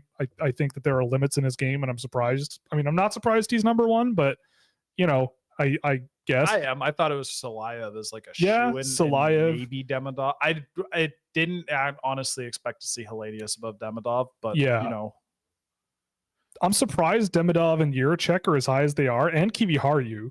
I don't know what Kiviharju is doing in the top 10, especially because he only played 7 games and he wasn't particularly good in most of those games. And he's small, like 5'9", momentum, I guess, prestige, all that other stuff. Yeah. He is coming back next month, I think, though. So we'll see. But like Matvei Shuravin at 8, whatever. Like, I'm gonna say it because of course, but Artemonov at 14 is kind of wild. Alphonse Frey at 23 bugs me. Nuts. Daniil Ustinkov at 25 is I mean, Leon Mugli's one at 13 that I have to go back and see more of, because the game I did of him and the other times I've seen him, I just did not think there was much there, but I've been wrong before. Jesse Pulkkinen at 15 makes me laugh too. That's a good one. We'll see what happens with him, because that guy, like, I had a daydream today while I was puttering around the house that he went like 18th overall. Like a team just walked up there like Columbus did with Igor Chinikov and was like, from Jyväskylä, Finland, Jesse Pulkkinen, and it's like the whole place explodes. He's towering over everybody, and then he like trips up the stairs or something, getting onto the stage. But anyway, and then Carey Price mispronounces his name. Yeah. No, or Columbus doing it like Rick Nash or something, mispronouncing his name. But anyway, that was too bad. I forgot about that, the Carey Price thing. Yeah. I forgot that happened. Poor Carey. But anyway, I don't want to spend a million hours combing through the CSS. Will Felicio in the 190s was also something curious. That feels like somebody watched Will Felicio one too many times and was like, I've had it. Yeah. Like they just looked to see like, who do I dislike the most that I would still take him over, and placed him there with it, which is like, I've had I like Felicio, but I've always had my skepticism with Felicio. And the more I'm watching him, the more I'm like, yeah, this skepticism is very warranted. Yes. I loved him last year. I thought the potential was there for something really amazing. His Holinka concerned me. And ever since, he's just not been good. I don't think he's been good. And I pulled him off my list after doing a third game of him. I just don't even have him ranked with Felicio, but I will hold on to it as I know there's a question that bears relevancy to this. Right. So I guess I'll just put a pin in that one. Yeah. Well, I mean, we'll see. I mean, he's a tough one. And so seeing him that low saddened me, but also did not surprise me. Even for him, it's too low. Like by like a significant margin. He's behind some guys playing high school in like and he has more talent than like 80% of the list, and he's a defender. Well, he certainly could be leapfrogging a bunch of these guys. I mean, he did just get traded to Waterloo, which is a team I think might be a little more in line with what he does really well. So hopefully that changes things, but not a great season from him, and he really seems to be paying the price for it. But let's switch over to the questions. Before we get there, we'll do our little ad read for midway through the show. So thank you very much for joining us. We're brought to you by Fanatics, so you can use our affiliate link in the description or scan the QR code to provide a small kickback to the show on everything you buy in the store. Or you could go to Puck Preps and support both Sam and I and help us pay our bills. You can get all your NCAA prospect needs there or CHL draft stuff. Sam and I both cover the 2006 birth year players over there. So I'm sure we'll be doing some USHL top prospects game, stuff at some point in the near future. You can also support us through Fractal Hockey Consulting, which is my business, my corporation/business, targeted at organizations with hand-tracked player analysis and recruitment packages focused on the NCAA and Europe. And of course, Scouching.ca, where you can get exclusive access to innovative data tools, providing insights into the draft and the players making their mark in the NHL. So let's get to the questions of the evening. We've got a little bit of a list to work through here. David Phillips, noted member of the Discord server and welcome addition. Niilo-Pekka Muhonen and Luke Osborne thoughts. So I'll take Niilo-Pekka Muhonen, and I'll let Sam. You should start with what? With the Muhonen. Yeah. So Niilo-Pekka Muhonen's a guy who's on Craig Button's list, I think, and he's the only one who I think has him listed. So I went and looked at him for a game and then tracked a game, and I did not think he was particularly good. Big, decent skating big boy. League of Junior. Yeah, playing in Finnish junior hockey, loses a lot of battles, gets caught flat-footed quite a lot. It's been a while since I saw him, granted, so I'll probably be seeing him again before the end of the year. But I just have not been super, super blown away with Niilo-Pekka Muhonen, and I think there are other tall, skatey boy, lanky defenders that I think I'm more interested in. But speaking of being interested in them, Luke Osborne. So Sam, take it away while I refill my water glass. Yes, I have been a closeted Luke Osborne stan, full-on stan. Not to me. You've been out for a while. No, among the people that I speak to behind the scenes, yes, everybody knows. But like since April, I believe it was last year, I watched the U16 Nationals or 16U Nationals, sorry, and I watched Luke Osborne play for CompuWare, and the moment I saw that kid play, the only other two players at that tournament that I thought were kind of on his level were, thank you, John Mustard, who is disgusting, and John McNellis, who is also a really good and underrated USHL player this year. But Luke Osborne is terrific. This guy has unbelievable skating, fantastic vision, great skill, and the audacity to just keep going and going and going. He's been a little slower in Youngstown to start the year. He's one of the youngest players in the draft. He was playing behind Torrey Pittner and Andrew Strothman, and he was just kind of getting his legs under him and getting used to the pace increase, because I cannot stress enough how big of a pace increase comes from going USHS to USHL in the span of like 4 months. That's a huge 16U AAA. Yeah, it's a unbelievable increase in play. Most of the players at that tournament who I thought were really, really good actually have struggled and do not play in that league, or they're not doing that well. And then there's Osborne, who's played all the time, just gets more minutes. Now the production is coming, makes the USHL game. I have yet to see it. I hope that this question is being asked because that kid just put on a rock star performance out there, and not because he sucked. Yeah. I am like, I'll say it, and I just was building one out recently, and there are not 32 players in the draft I'm more interested in right now. Hey-o. There are 31. He's 32nd. All right. And it's a tier that is a little fluid, but like with him, the upside is just beyond tremendous. Like I'm full in his camp. He's like, I don't plan on doing a lot of long pieces this year, but he's one of like 3 players where I'm like, I'm making sure I'm writing something. We're getting 10,000 words on Luke Osborne. No, but we're gonna get quite a few thousand, and there's gonna be some good video breakdowns. Like I'm very motivated to do so because like I am a little shocked that he didn't pop up yet in the public radar. Like I thought by now somebody would have been watching Youngstown and been like, wait, what is that kid doing? Yep. He's pretty sick. I've seen Torrey Pittner mentioned quite a bit too. And I like Torrey Pittner a lot as well. But Pittner is not as NHL upside type of guy, but Pittner's the one with the point production. So it makes, I guess I see that's why Pittner's been mentioned. But man, Luke Osborne is just tremendous. Like I love watching him play hockey. Yeah, you see a lot of potential with him for sure. Like you see a guy who I think has trouble like defending the front of the net.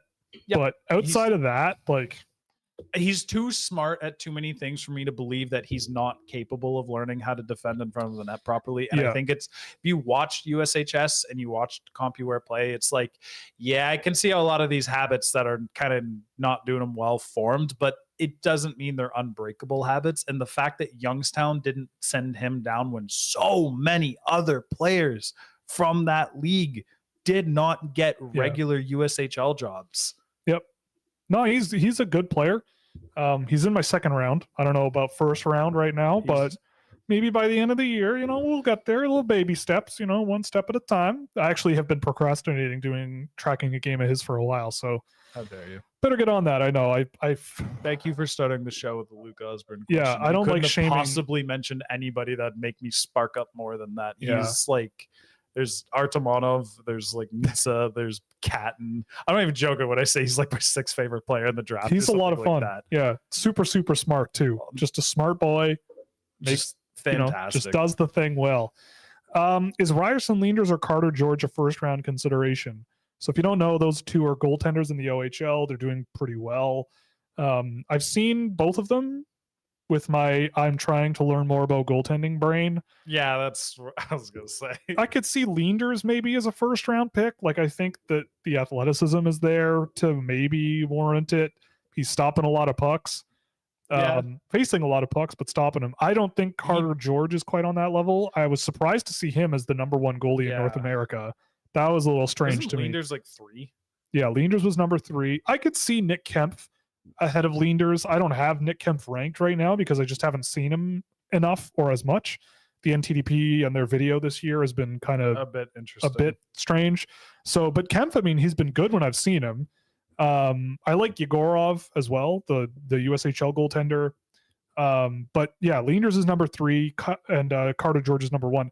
I'm not as big on Carter George as I am on Leanders. The 2 goalies I have, I think in the second round, are Leanders and Evan Gardner from Saskatoon. Sorry, the other S city. But yeah, Evan Gardner and Ryerson Leanders are my guys for now. And then there's a bunch of who knows at the watch list level. But I feel like Leanders kind of stands out right now as the top goalie prospect, but I'm such a big believer in like, do not take a CHL goalie in the first 2 or 3 rounds and just take one of the Russian guys in like the 5th and just see if that like 1 in 6 chance of him becoming a Vezina winner shows up. Yeah. Generally that's what the smart teams seem to do, right? Like what Montreal did last year, right? You got Jacob Fowler in the 4th round. I think that was 3rd. And then they drafted that Russian who's having a great year. Volkan, Yevgeny Volokhin, I think his name is. He's having a great year. Carolina drafts a lot of goalies late that just kind of keep getting better. So yeah, I mean, Carolina took 2 last year, I believe. Yeah, 1 in the 7th and 1 in the 5th. Yep. Yeah. So goalies are weird. That's my strategy in fantasy hockey every year in Dynasty. If I have like extra picks that late, I just start throwing. It's like I may be more interested in real life and a couple other guys, but I just start throwing dartboards at like every European goalie, and I just go, is he Russian or is he Swedish? Yeah. If it's one of those two, I'm like, all right, let's just take the odds. I'm not even joking. This is starting to pay after years of doing this. It's starting to pan out. And I have people reaching out about goalie prospects and trying to offer me like second and third round picks. I'm like, wow, what a stupid strategy to start working. We got a question. Why is Berkeley Catton so low on public boards when he's basically this year's Will Smith? I mean, I wouldn't call him Will Smith at all. I feel he's more like this season's, like, I don't know, Marco Rossi. Like, he's like a, I don't know what he is. I don't know if I get where you're coming from when you say it. He's got a little bit of intensity. Yeah, he's not Marco Rossi. If he had better skating. Yeah, and like I don't think he has sort of the defensive motor. He's more smart with how he applies himself. I don't know. The name that just popped into my head was Alex Turcotte, but we'll pretend I didn't think that. Turcotte was a very unfortunate series of events. Also true.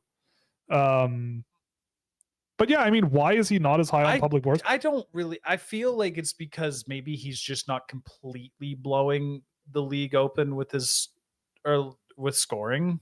Like a lot of public lists this year do feel more influenced by points because it's a draft where a lot of like super obvious high-end tool guys aren't around. Maybe that's Berkeley Catton, just for the record, is on pace for 111 points in the WHL this year, which is more than enough. But I feel like because it's not like 130 or something, it's. Can I finish? No. Yes. Of all of Spokane's goals, he's got points on 48% of them. That is better than I thought. Okay, that's the only. I was clinging to that one. Yeah. I have no reason why. The only guys that are at 40% or above that are sort of considered sort of high-end guys, which generally most of the guys at 40% or above are, I would say, not I would say, but they are Macklin Celebrini, Berkeley Catton, Ivan Demidov, Liam Greentree, Tanner Howe, and these are just guys that are on my ranking list. Tanner Howe, and then of course my boys, Kenta Isagai and Yuri Tiacek.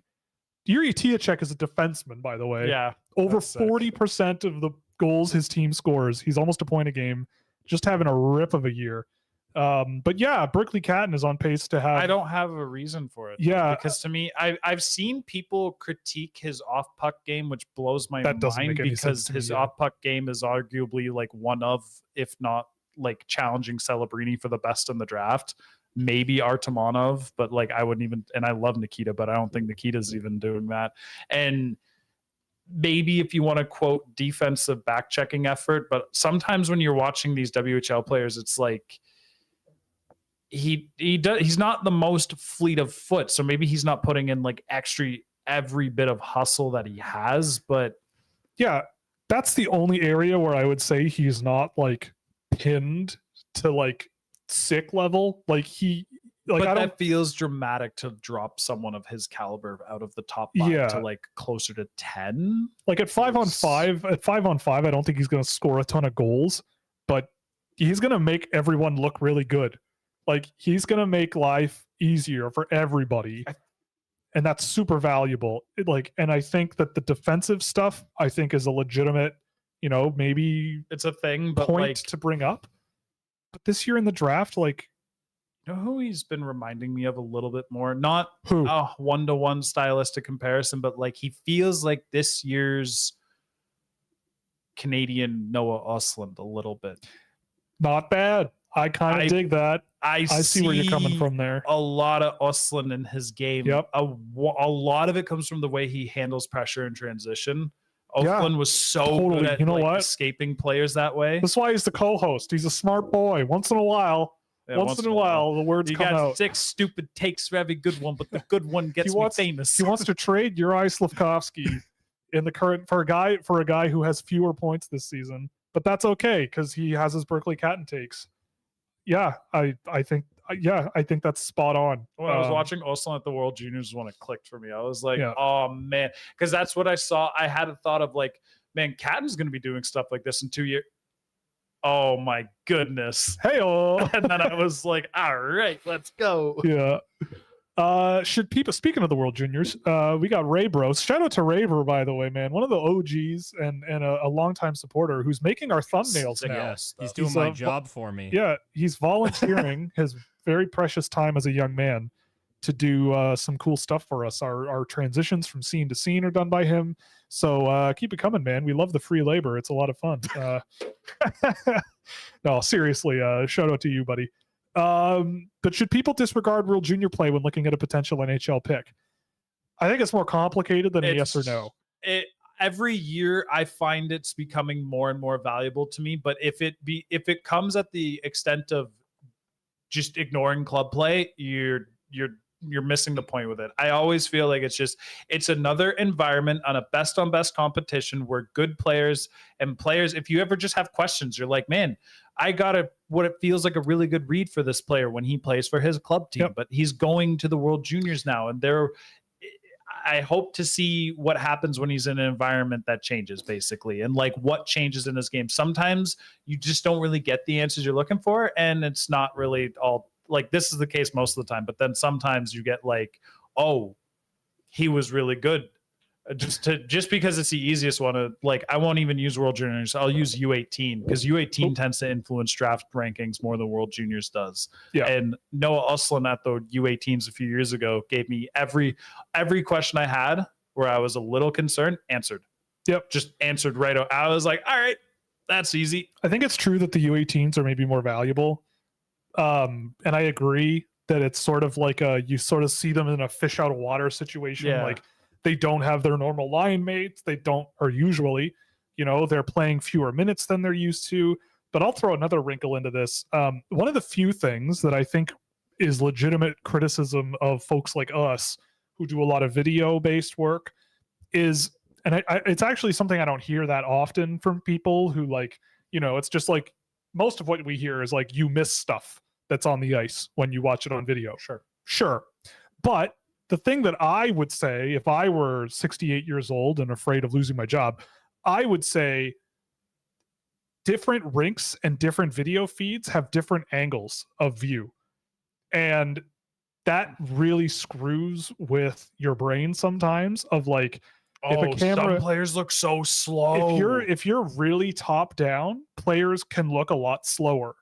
If you're really close to the ice, players look like they're skating in like Connor McDavid. Yeah. So the good thing about these international tournaments, regardless of the level, is that they put all these guys in a situation where that bias is removed. So it's like, okay, so I've seen this guy play, say, in Switzerland for a few day games. Great, cool. Here are my thoughts. They go to this tournament and then they're lining up opposite Zeev Buium, and you go, oh, okay, yeah, I like the American guy more. Like that clearly is the better player. So that's like a shortcoming of the type of work that kind of gets fixed with that kind of thing. But in terms of like seeing what you see in a player, I don't know. I generally go into it saying, okay, here's how I think this player is going to perform. And if I'm wrong, let's see why. Find out why, right? Like Consta Hellenius. I didn't think he was going to be like people were thinking he was their number one center and like was going to lead their team in scoring. I sort of went, let's see. I don't know. Like he's a good player, but I don't know about that. He's not like a game changer for Finland, and he wasn't. He was fine. He was not bad. But does that mean that like because of that he's not worth a good pick? No, but it's something to consider. So that's really it. It's like it's a different set of circumstances. It's not the be all end all, but it's just a nice little nice little note to put in your journal. Tony Ferrari's here. Hello, Tony. Sam looks like he wants to take a nap, but he says you're beautiful. I don't know if Thank you. Oh, that's it. Okay. So you might have more to say about this.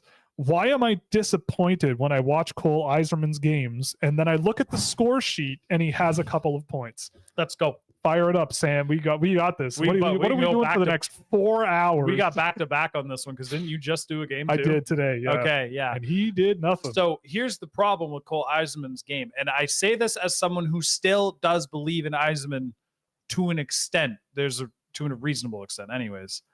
You remove the shot, which obviously you can't do because it's built into his game and every asset. But like you remove the shot, what does Cole Yzerman do at a top 10 level? A lot of it is play on the USNTDP with really good players who are all the best in the region and get the puck in good spots to rip it. And even then he, according to you earlier, that's after we had this conversation, the data even surprised me. He ain't taken as many high danger shots as you'd be expecting. Yeah. On 5v5. I have seen Yzerman on plays with Brody Zemer. I've seen him enter the zone with Stiga. I've seen him in with Hagens, and these guys all have great puck control and they are great off puck moving, and they'll pass the puck to him and he'll bobble it on the reception, which is crazy for a guy with a one-timer like him who can catch pucks so clean for the shot. But when he's not in that exact stance, it seems when he's in stride and he has to catch pucks in motion, he bobbles it. He doesn't really kind of get it. The short passing game, sometimes the decisions are a little like, why did you try that pass? There's direct pressure on the recipient. All you had to do is just buy a half a second of time for that guy. He was getting himself open, but you fired it a little too early. There's a lot of moments where I'm like, why? Defensively, he's a bit of a guy.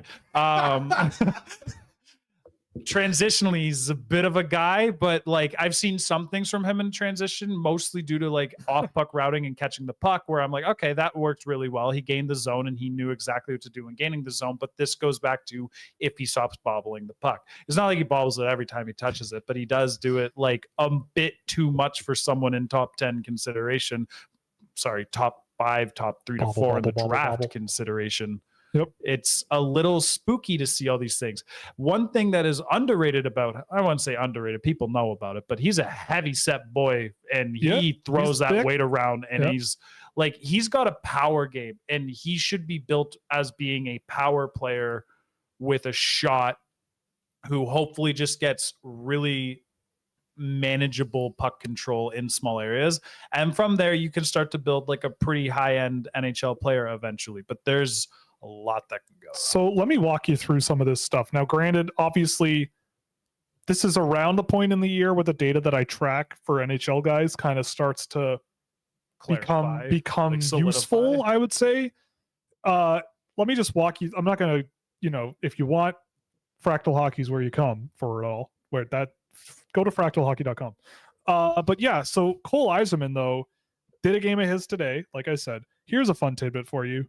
The proportion of pass attempts he makes that are directed at the slot is greater than the proportion of the team's shot attempts that he is responsible for. So he when the team is on the ice, just 22.7% of the shots have come from him or him setting someone up. But 26% of all of his pass attempts are directed at the slot.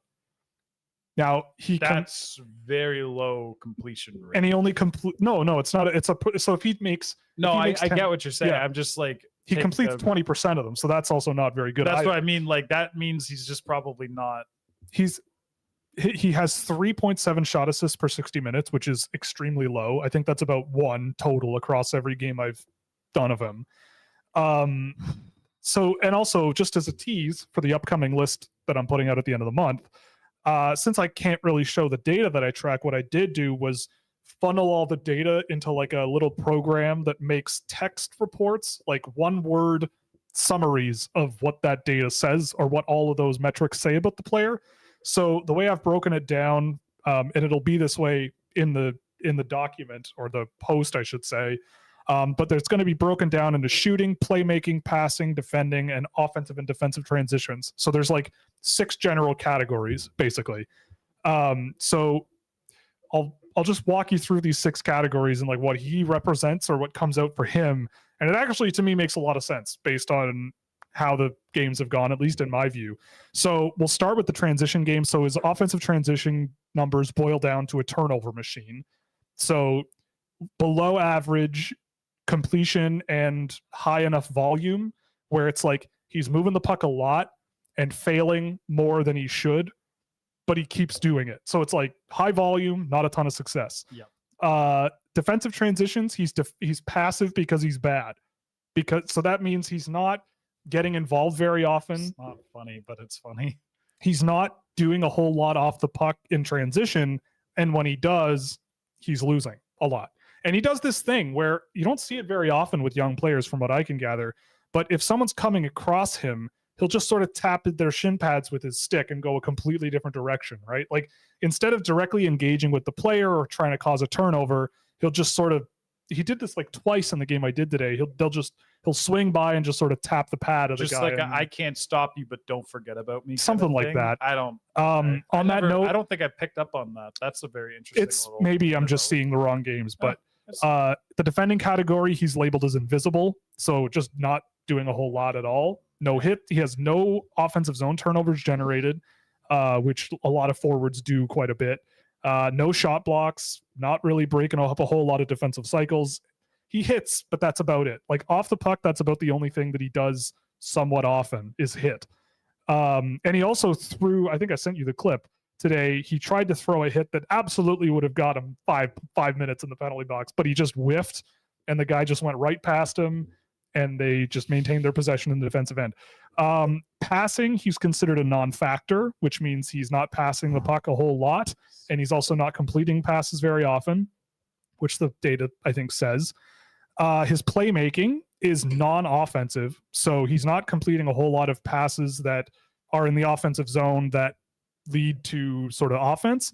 But outside of that, he's, I guess, okay. Like outside of the offensive zone, he's okay.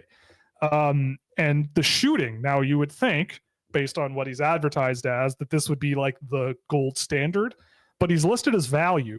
So value means like he's not taking bad shots a lot, but he's just not getting shots often.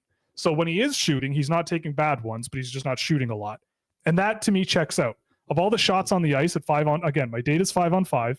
Of all the shots that the NTDP has taken with Cole Eiserman on the ice, he's taken 15.5% of them, which is wild to me. Is crazy. I feel like this might be a sample thing to some extent, but it does pass the eye test, especially because Eiserman is shooting less as the year goes on. But like, just remember watching Cole Eiserman last year. It was like grip it and rip it. Yeah. At like walk in 2 feet past the blue line, fire it. So like, yeah. So if I had to say like the final thing about him, I think the thing about him is that I think he's an underrated playmaker. I don't think he's like the shooty boy, really. Like I've seen him make some really nice plays in the offensive zone, especially the first game I did. Player. He's not a bad to like come out that we. Yeah, he's not a bad player. Like Eiserman. Yeah, I think he just has a long way to go to be, you know, what he could be. Like the name that keeps coming to mind for me is like Mike Hoffman. Oh, you know, man, it sucks that I was thinking the same guy. He's a guy who I think will score points.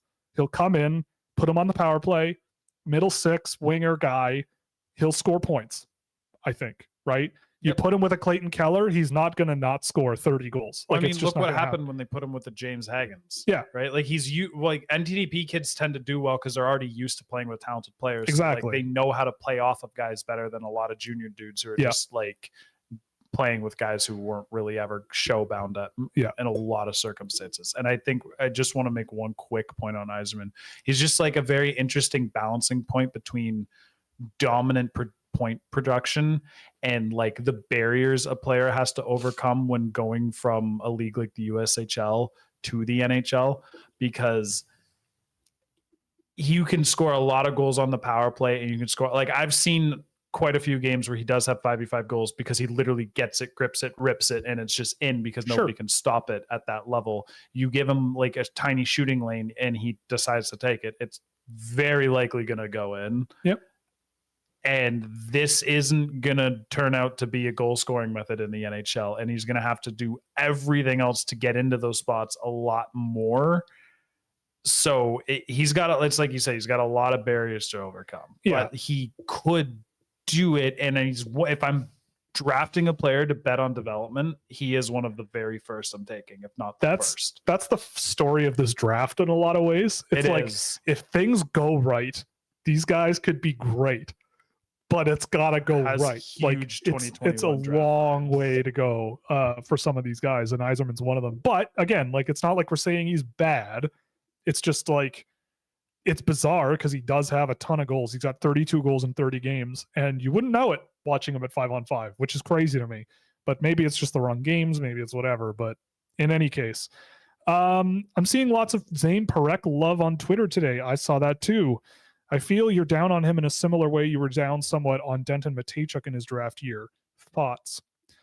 So I liked Denton Matejchuk way more than I did Zane Parekh so far this year personally. I don't know about you, but I always got similar concerns for different reasons. From Matejchuk. What? I always got the icks from Matejchuk, whereas like I watched him and I was like, I don't know what you are in the NHL, because what you are right now doesn't really work. You can't play fourth forward in the NHL. And you saw a bit of that at the World Junior. Like you saw a guy who's like, give me the puck, I'm gonna play with it. Yeah. And if I don't have the puck, I'm gonna try to get it back, but I can't promise you that I will. Right? Like that's kind of like what I saw, and I was like, yeah, okay, like my skepticism feels pretty warranted still. Like I'm not too crazy with it. Yeah. I like Parekh more. I do. If I had to bet on one of them actually making the offense work at the NHL level, it would be Parekh, but a lot of it feels unstructured and highly shooting related. But I remember watching Zane Parekh last year and seeing complete opposite. Actually, he wasn't shooting much in those games, and he was a playmaking god, and he was like activating, but not stupidly. It was, sometimes when you watch a defender and they're like, all right, now I can go up, but it doesn't really make sense. He wasn't doing that. It was all stuff where I'm like, yeah, I want you to jump up in the play at that time. He gets the puck, he makes good decisions. This year I'm watching him, I'm like, the production has gone up, but I like the way you're getting it less. And I don't really know what to think of it still. He is the guy who I can't tell if I like him as like a top 15, maybe even pushing the top 10, or like end of my first. So he's been in both of those spots so far. For me, he's sitting at 22. That's where he is on my list, and that's where he'll be. Those six categories I talked about with Yzerman, for him, his shooting is threatening. That's top of the class. He is a shooty boy. And he shoots a lot. On the ice, he's responsible for 41% of the shot attempts he's been on the ice for. That is not good. Which is huge for a defenseman. That is too big. But he also steps up. He gets some shots from scoring areas, but 80% of the time he's shooting from the perimeter. So, when you look at defensemen who score points, show me a defenseman with a lot of points. I'll show you a defenseman who shoots the puck a lot from the point, generally, right? Unless you're like Cale Makar. His playmaking is listed as volume, so not a whole lot of dangerous attempts, but when he does, it works generally. His passing, though, generally outside of that, is unreliable, which I would agree with. His ability to move the puck up the ice is really hit or miss. That's really, the one thing with him. Really hit or miss. Transitional play does not have the same allure to it that someone who thinks that. I'll give that way more a fan of Matejchuk in transition for sure. Zane Parekh is listed as an offensive zone focused defender, so more focused on cutting off offensive zone turnovers and just cutting pucks off at the boards and all that stuff, which makes sense. But outside of that, he doesn't. There is a level above that where it's like, just defensive master, I guess I called it. So in the defensive end, he lags behind a lot of defenders. And then his offensive and defensive transition numbers. So offensive transitions, he's listed as a turnover machine, just like Yzerman, which I also would very much agree with. That guy ices the puck a lot.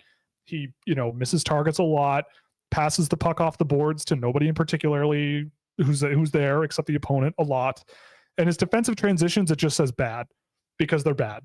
He's a bad defender. Like he is not good at, like, without the puck. Like I've said this on the show before, but I am over it with offensive defenders who don't defend. Like I've hashtag had it as well. Like it's, what is the point? Yeah, you can still get offense in a bounty. It's like an opportunity cost thing. It's like, yeah, sure, you get more attacking, and I agree. I want my defense to attack, but like, not if it means I can't rely on them to get the puck up the ice, get the puck out of their zone, stop elite players coming their way. Like the thing with Parekh is, like, when people are talking about him, you want to talk about Zane Parekh in the top four, I'm going to start thinking, all right, so what's Zane Parekh going to do against top six NHL forwards in the playoffs? Mitch Marner versus Zane Parekh. Like Kirby Dach versus Zane Parekh. Dach eats him alive like every single day, and it's not just like, well, yeah, he's older. It's like, no, it's about like how he plays. If Dach goes up against anybody that lacks defensively, he will abuse them. So will every top six forward in the NHL. Yeah, so similar issues, I guess you could say, to a guy like Matejchuk, but definitely a little bit of a different scenario. David Phillips, why is Herman Truff not on any public lists no matter the length? Because he sucks, David. And I just say that because I know David loves him. He's like got him in his 20s. I was gonna be like, what? You like Herman? Yeah, I like Herman Truff. I like Herman. He's in the 40s for me right now. I mean, if I'm putting on my critical hat, I think he's just like he's not the quickest guy, very skilled, very agile, but maybe not like escape speed isn't really there. His defensive game is kind of ho-hum. I see him as like a really good SHL player.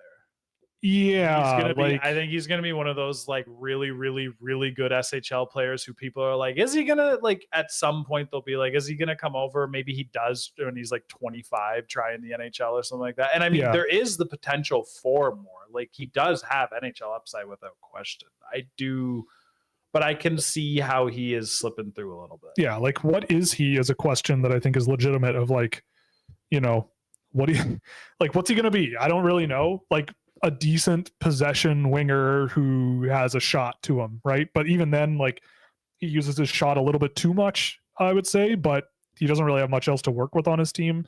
Really low shot assist rates. Just, I don't know. I see it.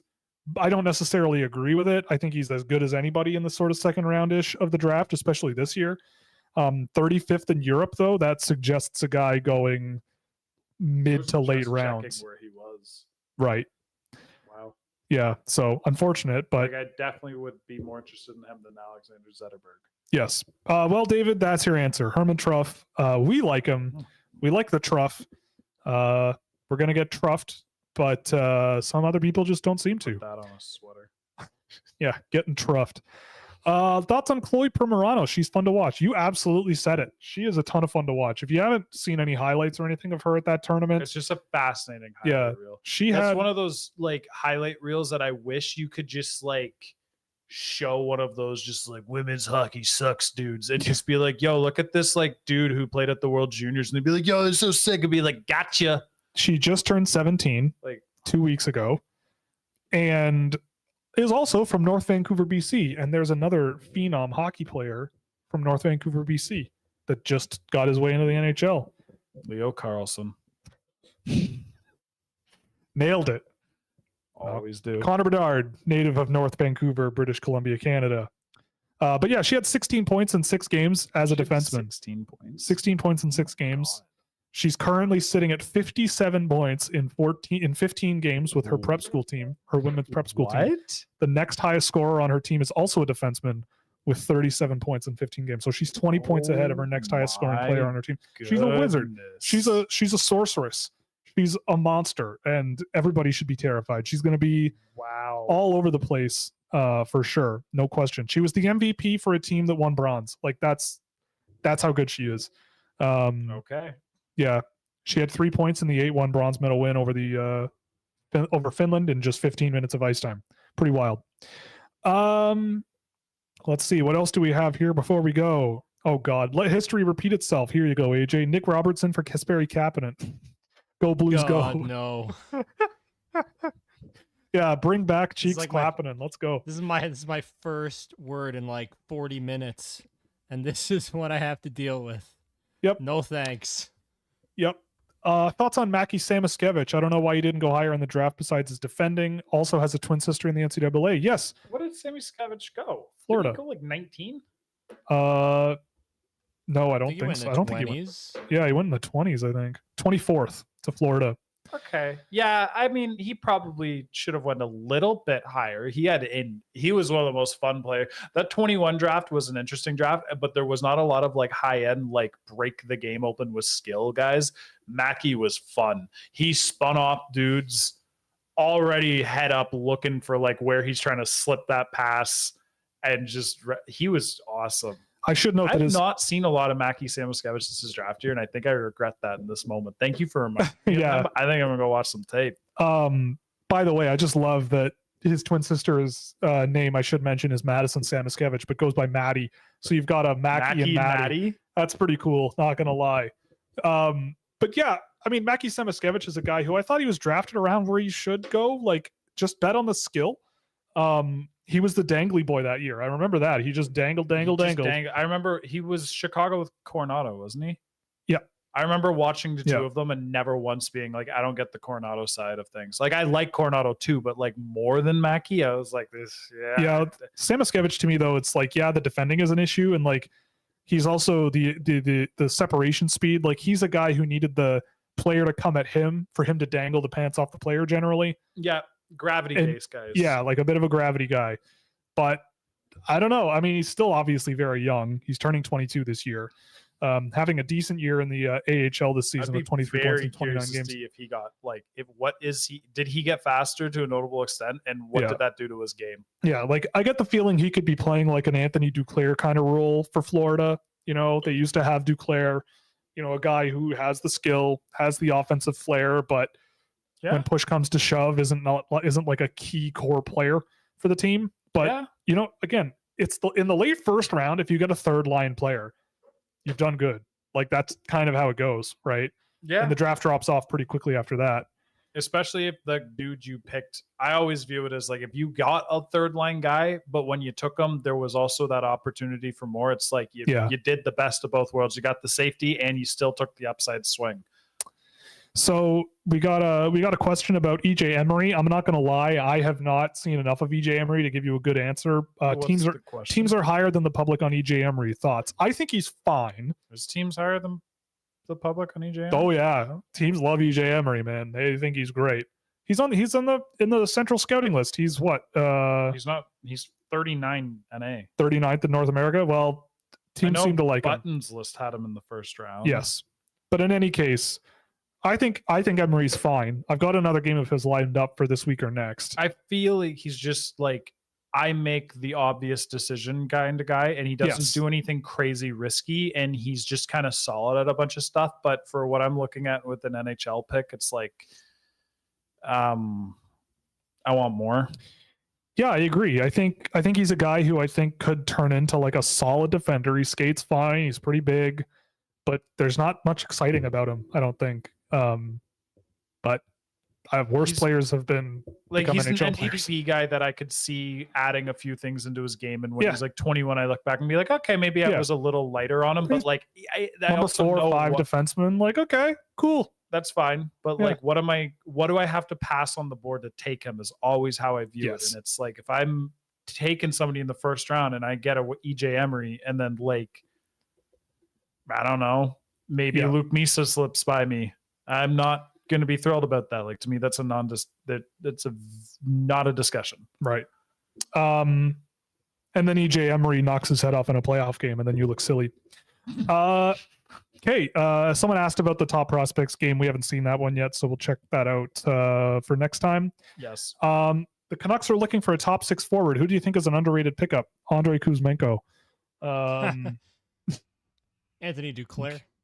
Anthony Duclair. I just pulled up TSN's trade board. Vladimir Tarasenko.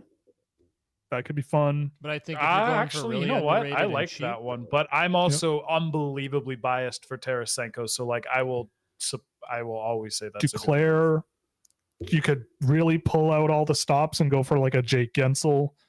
I kind of doubt that he gets traded, honestly. I doubt it too. I doubt it. There's no way. Right? Yeah. What are you going to tell Sidney Crosby? Oh yeah, we're just going to trade your line mate. Yeah. Who's also like a core piece of one of the best lines in the league with Crosby and Rust. Oh, I got one. Alexander Barabanov. Go ahead and get him and fill out your roster with an Alex Barabanov, and then spend a bunch of stuff on a Vladimir Tarasenko, and get Duclair and Barabanov from San Jose probably would be nice. Little additions, and they're not super expensive. Oh, they're $5.5 million combined. Wow. Okay. I don't know. Those are some good options, I guess. Probably won't be a guy like Elias Lindholm, but who knows? No. He's only $4.8 million, but yeah, but like Calgary and Calgary and Vancouver traded. Yeah, no way. Not going to happen. Never. I mean, Zadorov went to. That's not, those are those small ones where both GMs are like, yeah, this isn't going to be the difference maker. If Calgary arms Vancouver on a cup run with Elias Lindholm, Calgary will go up in flames. Someone mentioned Jason Robertson missing training camp in some regular season games and having a career year. It doesn't happen for everybody. Yeah, like it's most just like players. Not all players do bad if they miss training camp, but missing training camp is absolutely a justifiable reason for having a down year, because it's so easy for us sitting in chairs and watching streams like this to just critique the unbelievable demands of the NHL. Yeah, I mean, you don't want to ever be anything but on top of it from the beginning. And if you can catch up and be sick as hell because you're Jason Robertson and you've already been one of the undisputed best wingers in the league for multiple years now. I mean, look, maybe Trevor Zegras spent his entire summer partying and drinking and eating Twinkies and now he sucks. Maybe. I don't think that's true. One too many fortnights. Yeah, too many fortnights. Oh, he's not Patrick Laine. Yeah, true. The middle six options they have on the Avs are crazy. Yeah, we went over that earlier. Someone agreeing with you about Slav, but also that Montreal fans are crazy on Twitter, which is true. Yes, all fans are crazy on Twitter. Like, that is true. Twitter is a bad Twitter, but Montreal fans are just Twitter's a bad place. Yeah, but let's not pretend that Leaf fans on Twitter are any better, or Canuck fans on Twitter are any better. Oh, it's awful. No, Canadian fans in general are terrible. Yes, we're insane. The way American fan bases love and appreciate their teams, way better. Yeah, Canadians like to be upset. I think Canadians just like to be upset. Yeah, and annoyed. I mean, I only got 2 words for you: Ottawa Senators. Oh boy, I have 3. Well, yeah, go Leafs, go. Oh boy, who has one tool that stands out from the most? Who has the one tool that stands out the most from the rest of their game in the draft this year? Yzerman's shot feels like a pretty clear one. Maybe like Bronseg Newgard's physical play, just like absorbing contact. Yeah, like a sponge. Misa's feet. The way Artyom Levshinov thinks about the game. I am going below the offensive goal line, and I am going to make a play. I'm going to step up from Speaking of Denton Mateychuk. Yeah. Oh boy. I don't know all too much about Levshinov still. It's a hoot. He's a hoot, man. I watched him today. But yeah, I mean, those are some good ones right there. Those that stick out, but not a ton of them. Feet. I just want compliments. Oh yeah, Demidov's mohawk, the mohawk skating. Oh my god, that's all he does.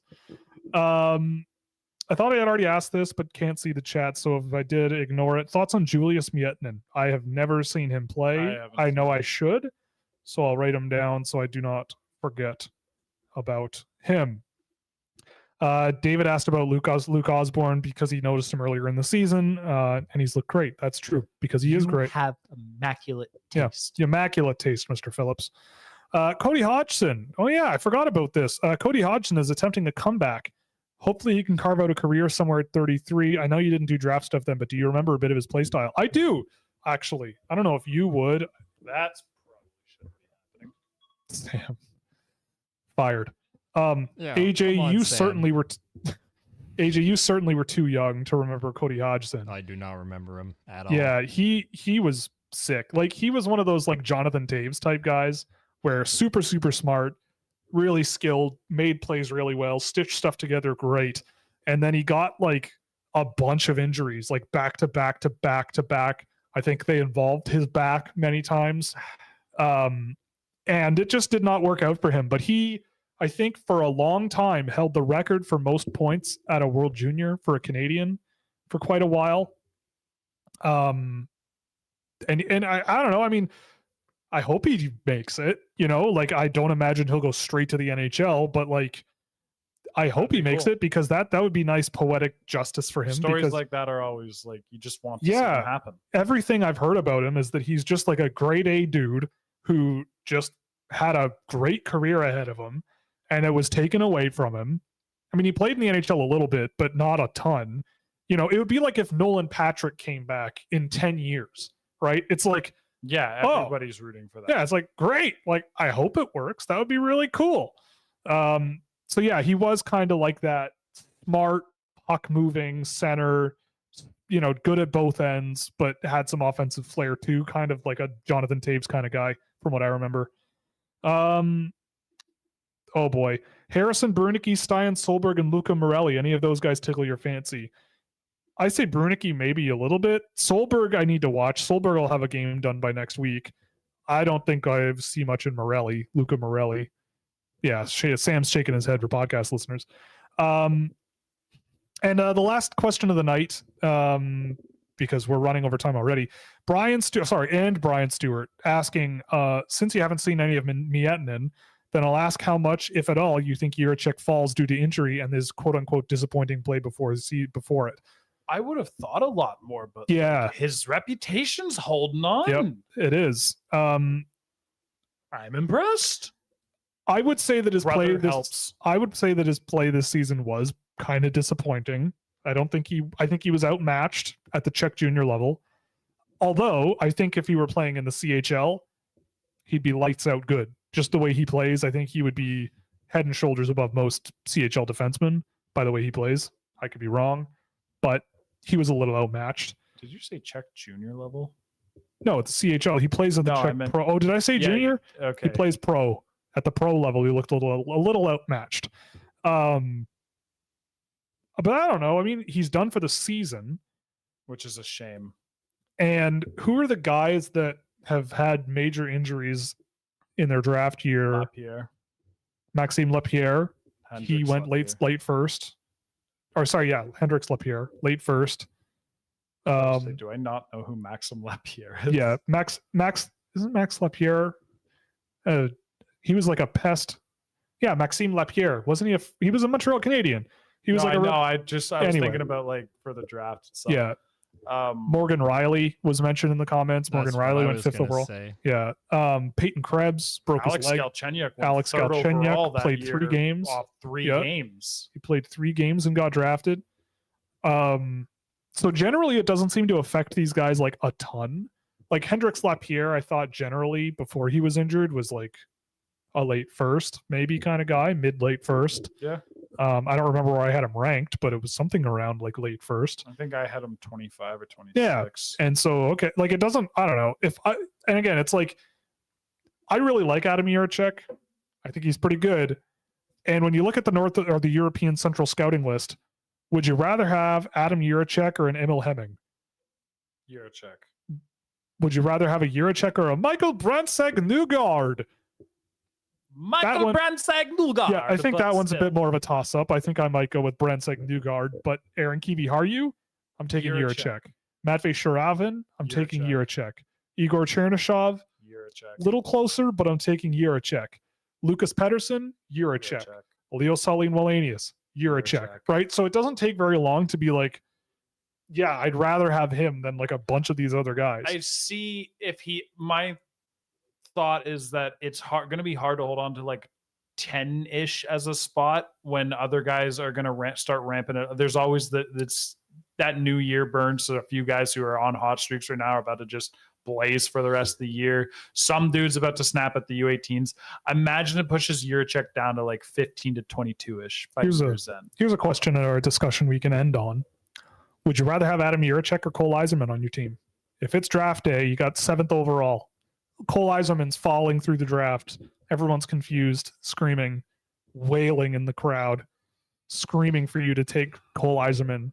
But Adam Jiricek is sitting there with his knee brace on, with his brother, his big brother, and probably his big family. Damn. Sam realizes that Ivan Demidov is still on the board, and he goes up and sprints and gets That's him. True. Ivan Demidov will almost certainly be there. But if my general manager's like, you say anyone else and I'm firing you, then it's back to just these two. No, Sam. You're the GM. You're the guy. Then the owner's gonna fire me. I don't know. Someone's gonna, because I'm not picking over Demidov, but like just to honor the exercise. Like my gut instinct. My brain says Eiserman, but there's a gut instinct that's like, are you sure, buddy? The way I see it. Sorry, I cut you off. No, I was just going to say, Jiricek's got a fluidity to his game that Eiserman doesn't have. And I feel like Jiricek, you don't have to rebuild his game or like help revamp so many different areas. And it's a pretty straightforward path, I feel like, with Jiricek, such a smooth skater.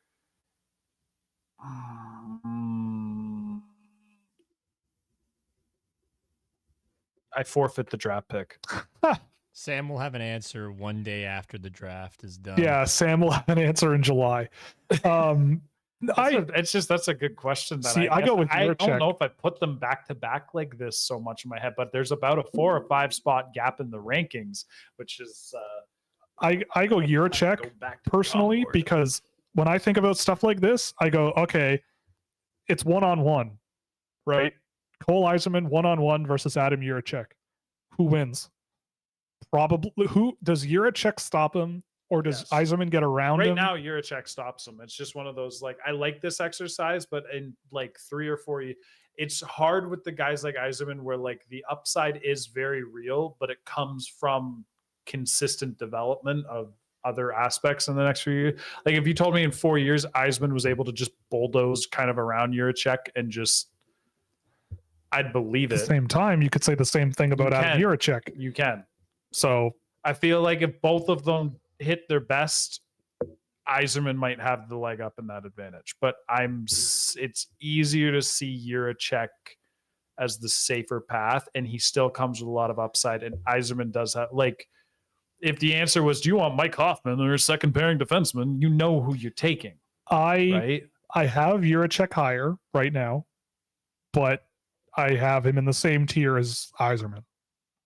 I think that's a fair way of looking at it. Jiricek's also young too. He's, him and Yzerman are some of the younger players at the top end of the draft too. So that's something to note. But anyway, good discussion. It's a good topic. It's a good thing to think about. I'm going to be thinking about this one all week. And unfortunately, we won't see them play against each other at the under 18s, which kind of sucks. But oh well, we'll survive. Did I mention that Chloe Primerano is a 2007, by the way? She just turned 17 a couple weeks ago. No. Anyway, she's incredible. I'm telling you, go watch some tape. But that'll be it for today. Thank you very much for joining us. Once again, we're brought to you by all kinds of different people.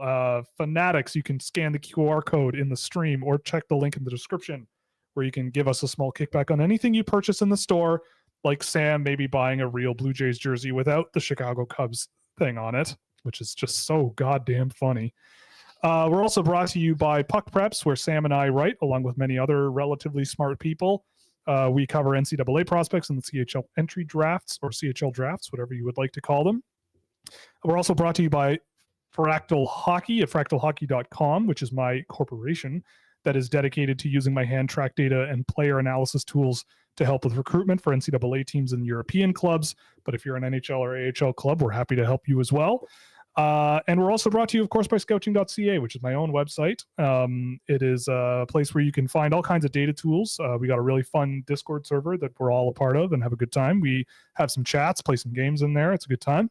AJ is a good co-moderator of that space. It's a lot of fun. Come watch hockey with me. That too, yeah. We can watch AJ lose his mind over the Arizona Coyotes every night. It's a lot of fun. Anyway, thank you very much. This was a lot of fun, Sam. Once again, thank you very much for making the trek all the way down the road. We'll see you. We'll see you on Thursday afternoon, and I'll see you next week. No, you won't. You're in Cuba. I may or may not patch in from the distance if that is from a beach. It's not going to happen with Cuba internet. That's true. Cuba doesn't even have the internet, right? You're gonna have to pay. Like when I went, it was 1 peso per hour for internet. So enjoy. That's not. What's that? Like a nickel? It was at a no, but it was at no, but like it was no, but it's bad internet. Right. For a peso. You get dial up. Yeah. Basically. All right. Well, I'll see you in 2 weeks. Yeah, I'll see you in 2 weeks. Well, have fun. Yeah, have fun. Thank you. Have a good time. Enjoy. Yeah. Anyway, thank you very much, everyone. We'll see you on Thursday afternoon.